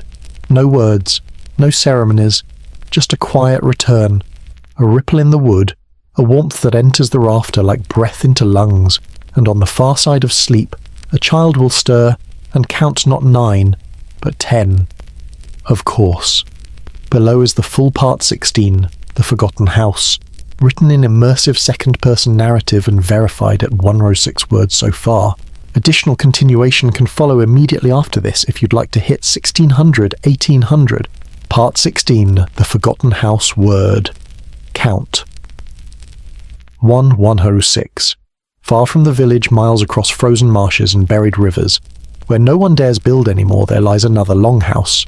Smaller, sunken, half swallowed by time and moss. Its roof has collapsed in places. The beams sag inward like old shoulders. Birds nest in the eaves, and the doorway yawns open in permanent exhaustion. No one remembers this place, but it remembers everyone, especially you, because this is where it began, or ended, or both. The rafter here is not 10th, not numbered. It has no piers. It stretches from one end of the ruin to the other, smooth, pale, and dry, despite the rot around it. It does not hum. It waits. And tonight, for the first time in generations, something shifts inside it. Not a sound, a breath. The beam exhales, quietly, as if testing whether the world is still listening. It is. You aren't supposed to be here. You don't even know how you got this far. You remember leaving the coast, walking inland. You remember hunger, ice in your boots, the sound of something crunching behind you that never showed itself. And then this house. You found it when you weren't looking. Or maybe it found you. You stand in the doorway now.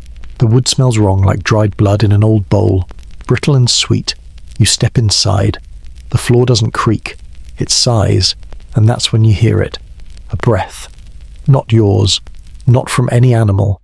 It comes from above, slow, steady, and wet with time. You tilt your head back. There's no fire, no mats, no bones, no signs of anyone. But that rafter white, wide, and completely untouched by decay feels alive, like it's been waiting for you. Specifically, you. You try to speak. The rafter exhales again. You don't run. That's the strange part. You know you should. That this isn't normal. That rafters don't breathe and beams don't know your name. But still, your feet stay planted. You take another step forward. The breath continues steady now. Measuring you, matching you. Your eyes scan the ceiling for seams, carvings, proof of trapdoors or tricks. But there's nothing. Only wood, and something inside it. You reach into your coat and pull out a stone. You didn't remember having it until just now. Smooth, dark grey, with a shallow groove across the middle like someone once tried to split it and change their mind. It's warm. You don't remember where it came from, but your hand curls around it like it belongs there.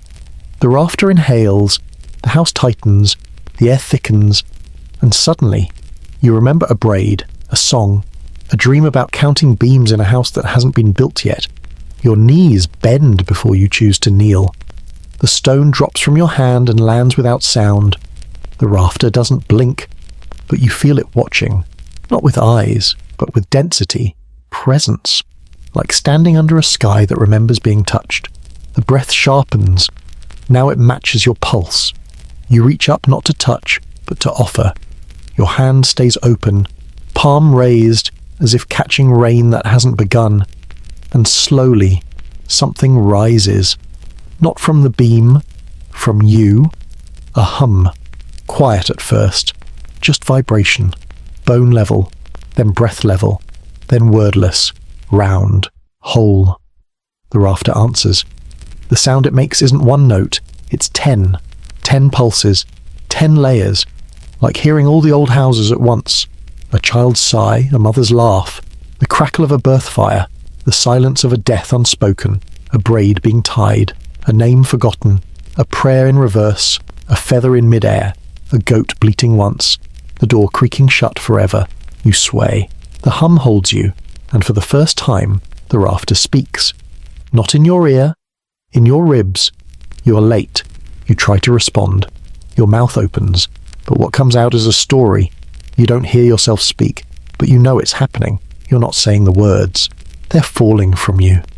Memories you never lived. You describe a child with long hair and eyes like ice that hadn't melted. A longhouse where fire answered to humming. A village that slept without dreams until one girl began to listen.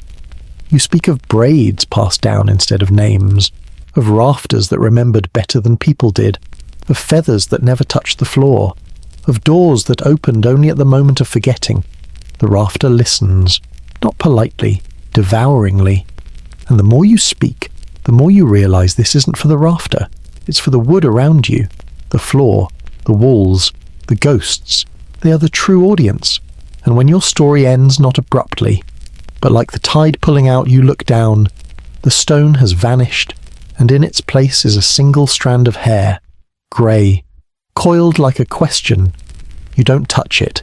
The hair, it waits, pulsing faintly like a heartbeat wrapped in thread. The rafter breathes in again, long, expectant. You can stay, it says, not out loud. Through the grain of the wood, the pressure in your knees, the taste in your mouth like ashen honey.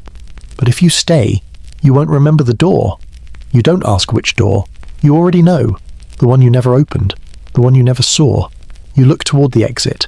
It's gone. Or rather, it's behind too many walls now. Not physical ones. Memory walls. Story walls. Rafter-deep walls. If you stay, you become part of the hum. If you leave, you carry it. You kneel for a long time, not to pray, to decide. Outside, snow begins to fall. Inside, the house begins to warm, not from fire, from presence, from you. The strand of hair curls tighter, waiting. You reach for the strand, not quickly, as if your hand must ask permission from every joint, every past version of you, before moving.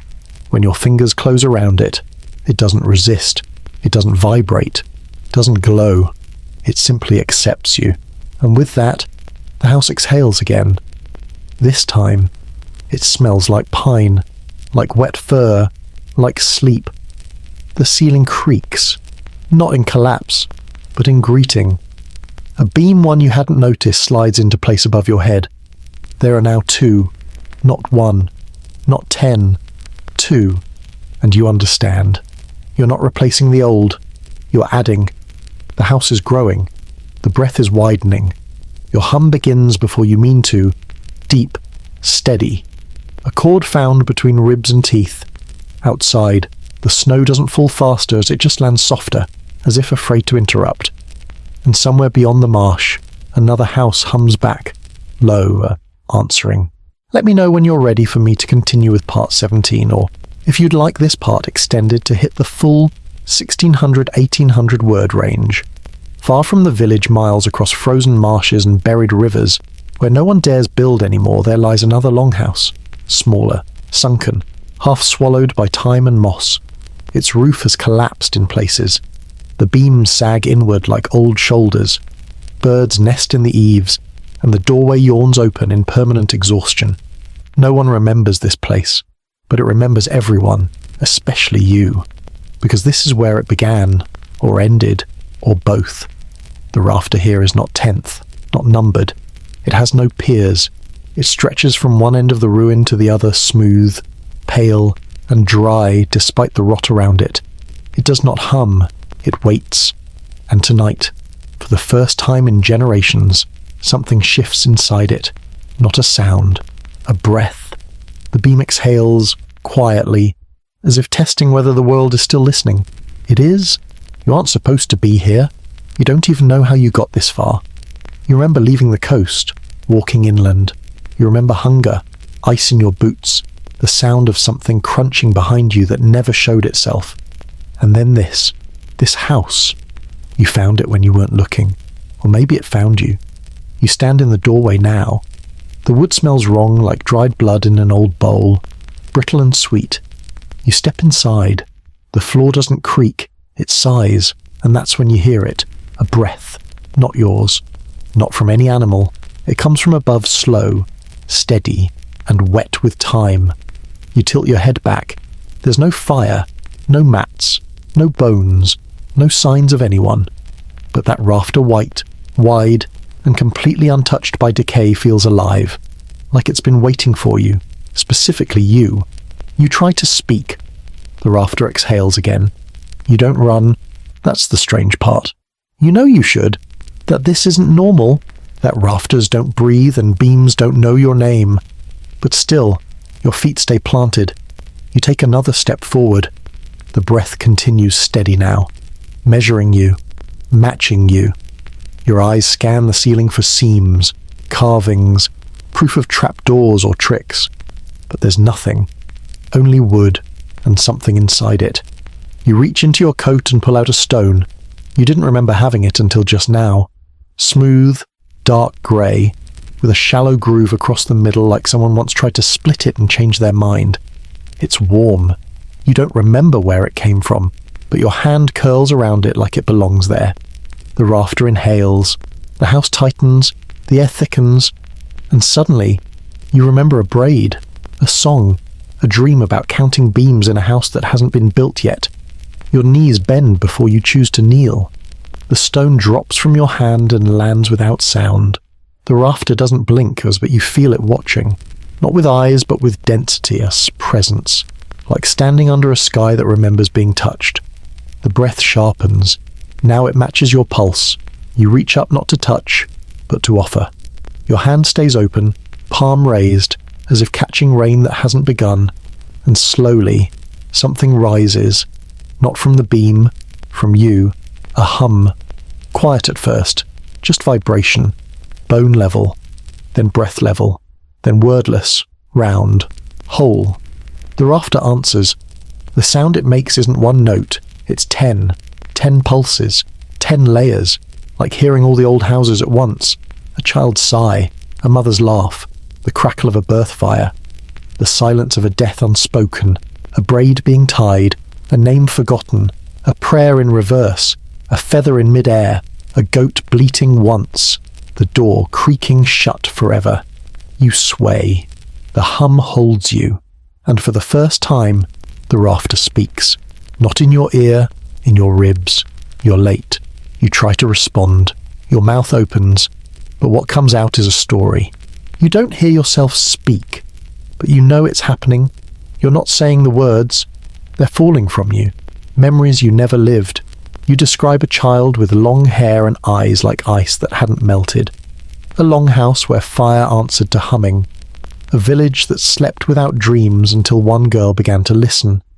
You speak of braids passed down instead of names, of rafters that remembered better than people did, of feathers that never touched the floor, of doors that opened only at the moment of forgetting. The rafter listens, not politely, devouringly, and the more you speak, the more you realize this isn't for the rafter. It's for the wood around you, the floor, the walls, the ghosts. They are the true audience. And when your story ends not abruptly, but like the tide pulling out, you look down. The stone has vanished, and in its place is a single strand of hair, grey, coiled like a question. You don't touch it. The hair, it waits, pulsing faintly like a heartbeat wrapped in thread. The rafter breathes in again long, expectant. You can stay, it says, not out loud. Through the grain of the wood, the pressure in your knees, the taste in your mouth like ash and honey. But if you stay, you won't remember the door. You don't ask which door. You already know. The one you never opened. The one you never saw. You look toward the exit. It's gone. Or rather, it's behind too many walls now. Not physical ones, memory walls, story walls, rafter-deep walls. If you stay, you become part of the hum. If you leave, you carry it. You kneel for a long time, not to pray, to decide. Outside, snow begins to fall. Inside, the house begins to warm, not from fire, from presence, from you. The strand of hair curls tighter, waiting. You reach for the strand, not quickly, as if your hand must ask permission from every joint, every past version of you, before moving. When your fingers close around it, it doesn't resist, it doesn't vibrate, doesn't glow. It simply accepts you. And with that, the house exhales again. This time, it smells like pine, like wet fur, like sleep. The ceiling creaks, not in collapse, but in greeting. A beam one you hadn't noticed slides into place above your head. There are now 2, not 1, not 10, 2, and you understand. You're not replacing the old, you are adding. The house is growing, the breath is widening, your hum begins before you mean to. Deep, steady, a chord found between ribs and teeth. Outside, the snow doesn't fall faster, it just lands softer, as if afraid to interrupt, and somewhere beyond the marsh, another house hums back, low, answering. You don't rise, you don't need to. The rafter above you no longer watches, it listens, and through it, so do others. The walls of the forgotten house do not creak or fall, they inhale, once, and then again. With each breath, your hum spreads farther, into the beams, into the frost that veins the window cracks, into the roots tangled beneath the earth. Something responds, not language, a pulse, and far across the world, in another longhouse, a child stirs, not frightened, called. She sits up beneath her furs and blinks toward the ceiling where her rafter hangs crooked, old, and split. She listens to nothing, and hears everything. You don't know her name, but your hum does, and already, the house around her begins to hold its breath. You feel it in your chest, the beginning of her part of the story, and you smile not because it's over, but because it never is. And now, the breath slows. The house no longer listens, it rests. Not because the hum has stopped, but because it knows the hum continues elsewhere. The snow falls like folded linen now. You don't see it, but somewhere, far above the roof, soft flakes settle into the lines of the wood, each one a quiet memory with nowhere urgent to be. Your knees, once pressed to earth, are no longer tense. The cold that once nipped your boots now feels like part of you, not pain, but the shape of stillness. Outside, the trees lean toward each other, not for warmth, just to listen. The girl with the braid, the boy who disappeared, the feather that never landed, they are no longer separate stories. They are verses of the same lullaby, and you, somehow, are the chorus. The longhouse, whether it stands or only remembers how knows your shape now. It will remember how you breathe. You don't need to stay, but you don't need to leave either. You're simply here, and here is enough. The rafters above do not hum, they murmur, a hush that cradles thought before it forms, a hush that says you did not come to understand. You came to rest, and so you do. No final words, no braided endings, just the house, just the hum, just the slow rhythm of something ancient curling around your breath until the only sound left is sleep.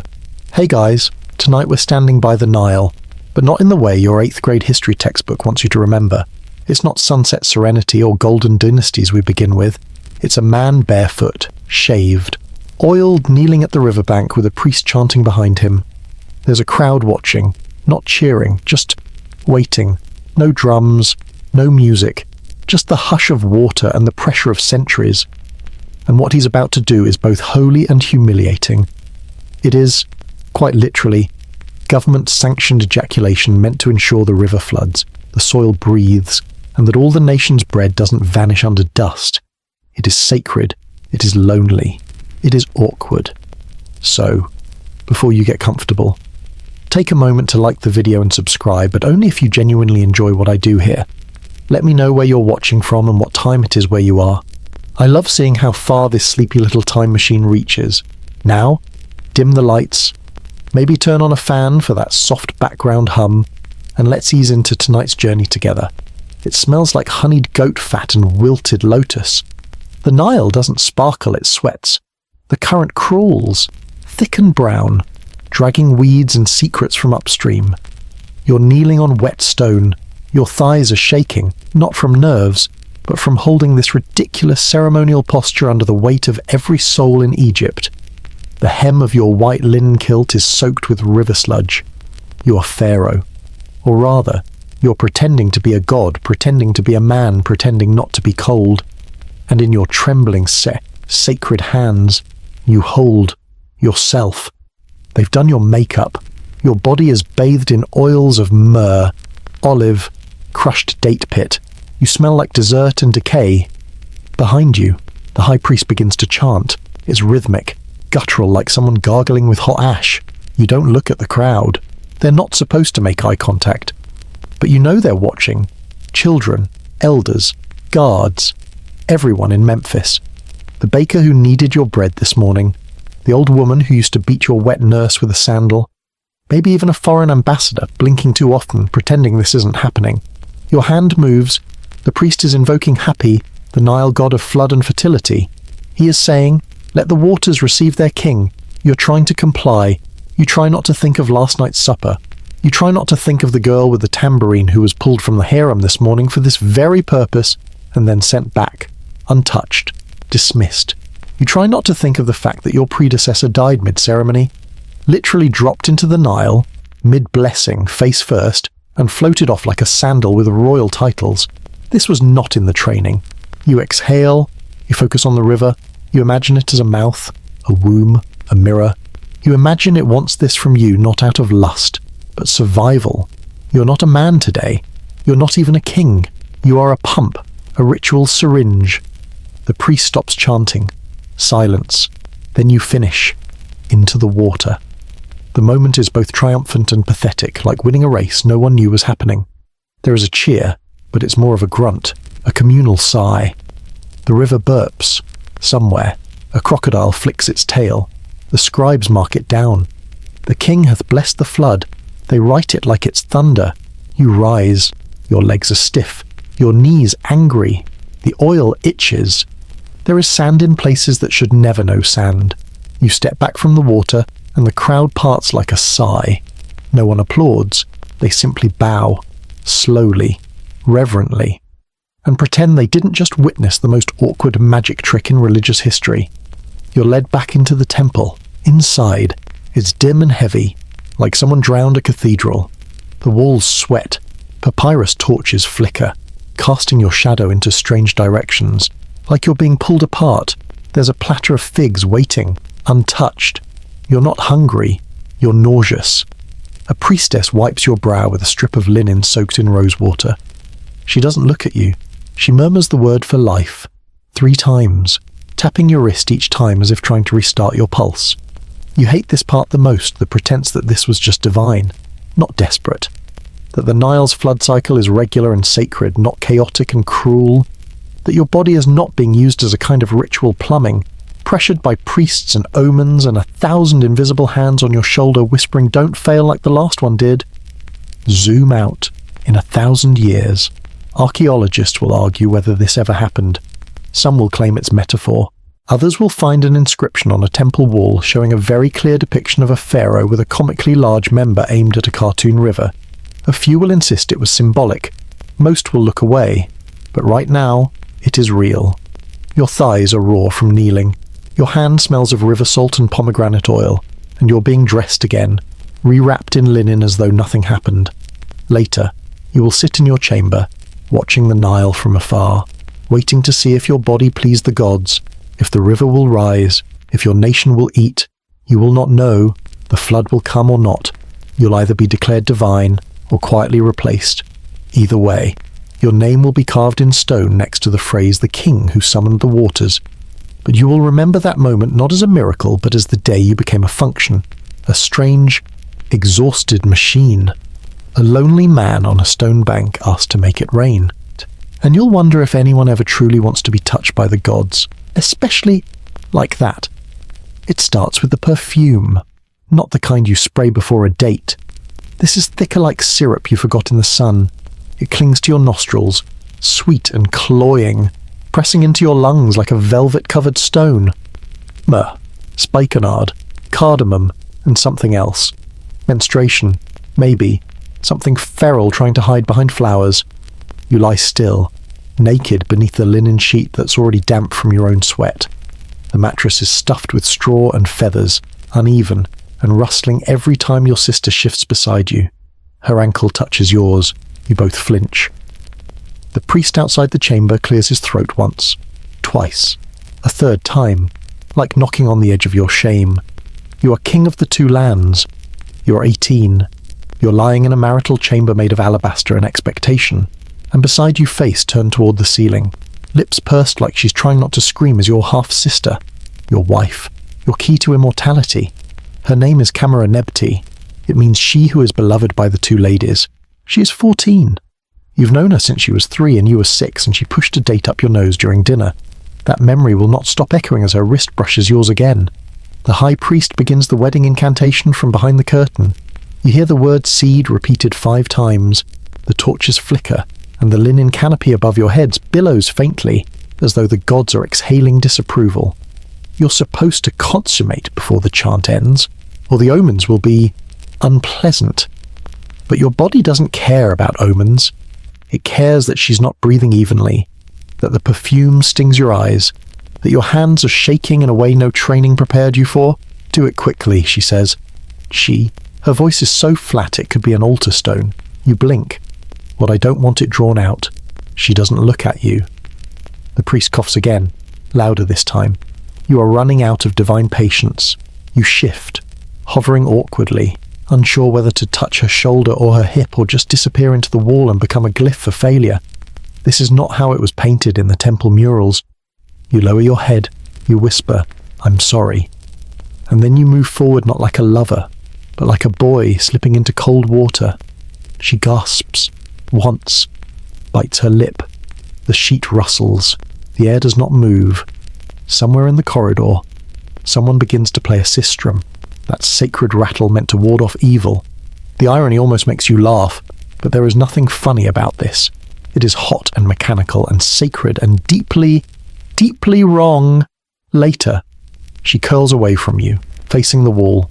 You sit upright, knees pulled to your chest, picking at the perfumed linen clinging to your thighs. The priest calls through the curtain, "Have the gods accepted the union?" You do not respond. Eventually, he will assume yes. They always do. The next morning, you're back on the throne, encased in lapis and gold. The vizier reads grain taxes. You do not hear a word. Your body aches not from the act itself, but from the way you had to fracture yourself into obedience to do it. Your sister-wife is presented at court with a modest smile, dressed in white, eyes lined with kohl so thick she looks carved from obsidian. She bows. She bleeds. She's now the mother of the heir apparent, whether or not there is anything growing inside her. People cheer, offer dates, figs, incense. Your mother beams like she's watching a sacrament. She had done this too, with her own brother and his mother before him. It is divine tradition, they say. The gods themselves were brother and sister, Isis and Osiris. This is your holy bloodline, protected like sacred fire by never letting it mix with mortal veins. You try to eat a pomegranate and nearly choke on the seeds, but the blood does not stay pure. It clots, it twists, it mutates. Your cousin has 6 fingers. Your uncle is blind in one eye and believes he can speak to cats. Your grandmother had a jaw that clicked when she blinked, and when you were 10, you watched your father's body bloat from within until his stomach split open during the embalming, and the priests screamed like children. Nobody talks about that part. Back in the royal harem, the concubines whisper. Not cruelly, not yet, but they know who she is now. The first wife, the blood queen, the one who gets to sit closest to the shrine of Hathor, the one who gets to choose which girls are sent to your bed and which are sent away. You see her 3 nights later, sitting alone in the lotus courtyard, feeding raisins to a cat. You consider sitting beside her, saying something, anything. But she looks up, and her eyes are unreadable, not angry, not broken, just distant, like she's already halfway inside a tomb. Time slides forward, slow and slick like honey left in the sun. 3 months pass, then 4. No sign of pregnancy.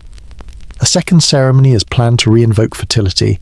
A public kiss, then a bath in cow's milk, then a night spent in the Temple of Isis, where you're meant to make love again with priestesses chanting in the next room. You dread it more than war.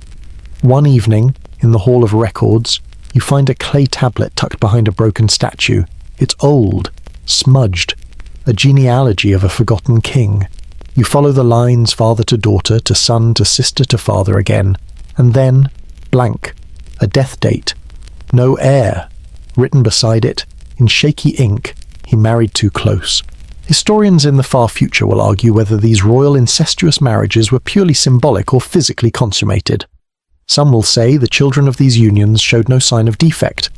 Others will analyse CT scans of Tutankhamun's clubfoot and cleft palate and say, no, it happened, and it broke them. But none of them will be able to smell what you smell. The dried blood on linen sheets, the perfume that couldn't cover the tremble in her hands, the sweat on your skin. Not from desire, but from the fear of doing what is expected. That night, you wake in a cold sweat and find her standing at the edge of your chamber, veil over her face. I had a dream, she says softly. The gods were drowning. You reach for her hand, but she doesn't take it. They told me the blood is too thick, she whispers. It cannot flow, and just like that, she vanishes into the dark quiet as a curse. The next morning, the Nile turns red. The priests say it's silt, a sign of blessing. You're not so sure. It begins with silence, not peace, not rest, just the muffled, scratchy kind of silence that wraps around your ears when you've been kept inside too long, breathing the same air as 100 other girls. You wake to the rustle of linen and the soft thunk of a clay bowl being set on the floor. Bread again. No fruit today. The girl who leaves it doesn't speak. She has no tongue. You are concubine number 417. You think. You used to try to keep count, used to scratch numbers into the underside of your bedding with a broken hairpin until someone found it and took the pin away. Now you count days by the way your bones ache, the way your scent changes, the way the guards don't look you in the eye anymore. You're 15. Your name is not used here.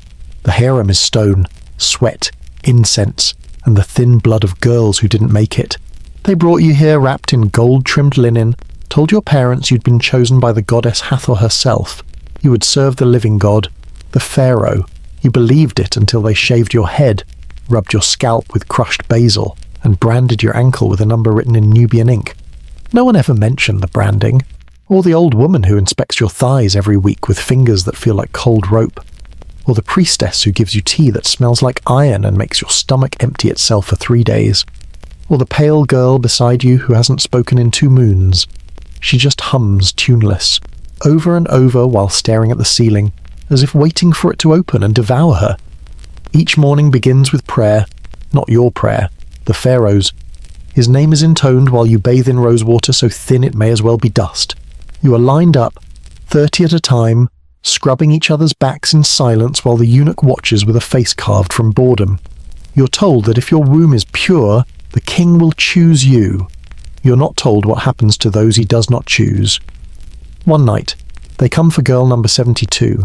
Her name used to be Jet. You remember, because she once braided your hair and told you her village had a talking goat. She was too tall, too loud. She laughed too often. You haven't seen her since they took her to the upper court. Later that week, her sandals are redistributed. The soles are stained with something that doesn't smell like incense. They say the pharaoh did not approve. You are careful never to laugh again. Every month, 3 girls are promoted, taken to the upper quarters to be perfumed, painted, and presented like offerings wrapped in silk and hope. The rest of you stay below, washing linens and learning to dance with veils, to sing lullabies in a language you don't understand, to smile even when your belly cramps from spoiled lentils. The dance instructor says, move like a lotus in heat. You must bleed charm, not blood.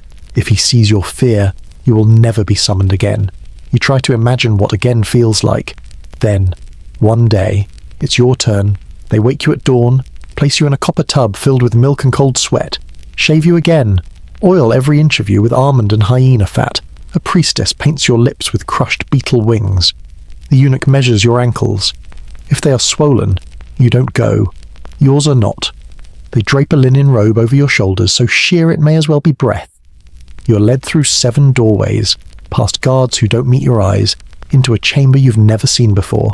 It's not gold, not marble, just stone grey and veined with cracks, like someone once tried to weep into the walls, and on the far side of the room, behind a thin curtain of lapis beads, he waits, the living god, the man who once appeared to you only on murals and coins. He is smaller than you imagined, pale, tired. He does not speak, he does not smile, he gestures, and you obey. What happens next is not violent, but it is absent. There is no intimacy, no ceremony, just a task, performed under torchlight, to the sound of your own heartbeat thudding like a pestle in an empty mortar. When he has finished, he sighs, not with satisfaction, but with relief, like someone just completed paperwork. You're dismissed. No kiss, no name, no promise. The linen sticks to your skin as you walk back down the hall, sticky with the scent of someone else's legacy. For 3 days, you are quarantined. A priest checks your wrists, your breath, your womb. If conception occurred, you'll be moved to the blessed chamber. If not, you return to the numbered silence. You bleed on the 4th morning. No one notices. In the weeks that follow, you hear stories. One girl was taken 3 times and birthed a stillborn with 4 toes and no jaw. She disappeared the next night. Another claims the pharaoh only chooses girls who resemble his mother. Another says he doesn't choose at all, the high priest does, based on omens in goat livers. You stop listening. You start humming tuneless, over and over. Historians will write about the harem as a luxurious place, a garden of women, a palace of beauty. They will cite poems carved on the walls, jars of scented oils, silk garments. They will describe the selection process as spiritual, sacred. They will quote royal scrolls where concubines are said to serve joyfully. They will not find your name. They will not mention the branding ink still faintly visible on your ankle, or the girl in the corner who bites her fingers until they bleed, or the way your body trembles when someone knocks on your door at night. They will say it was the price of glory. It was necessary. It was civilization. One evening, as you prepare for bed, a cat slips into your chamber. It's thin, its ear is torn,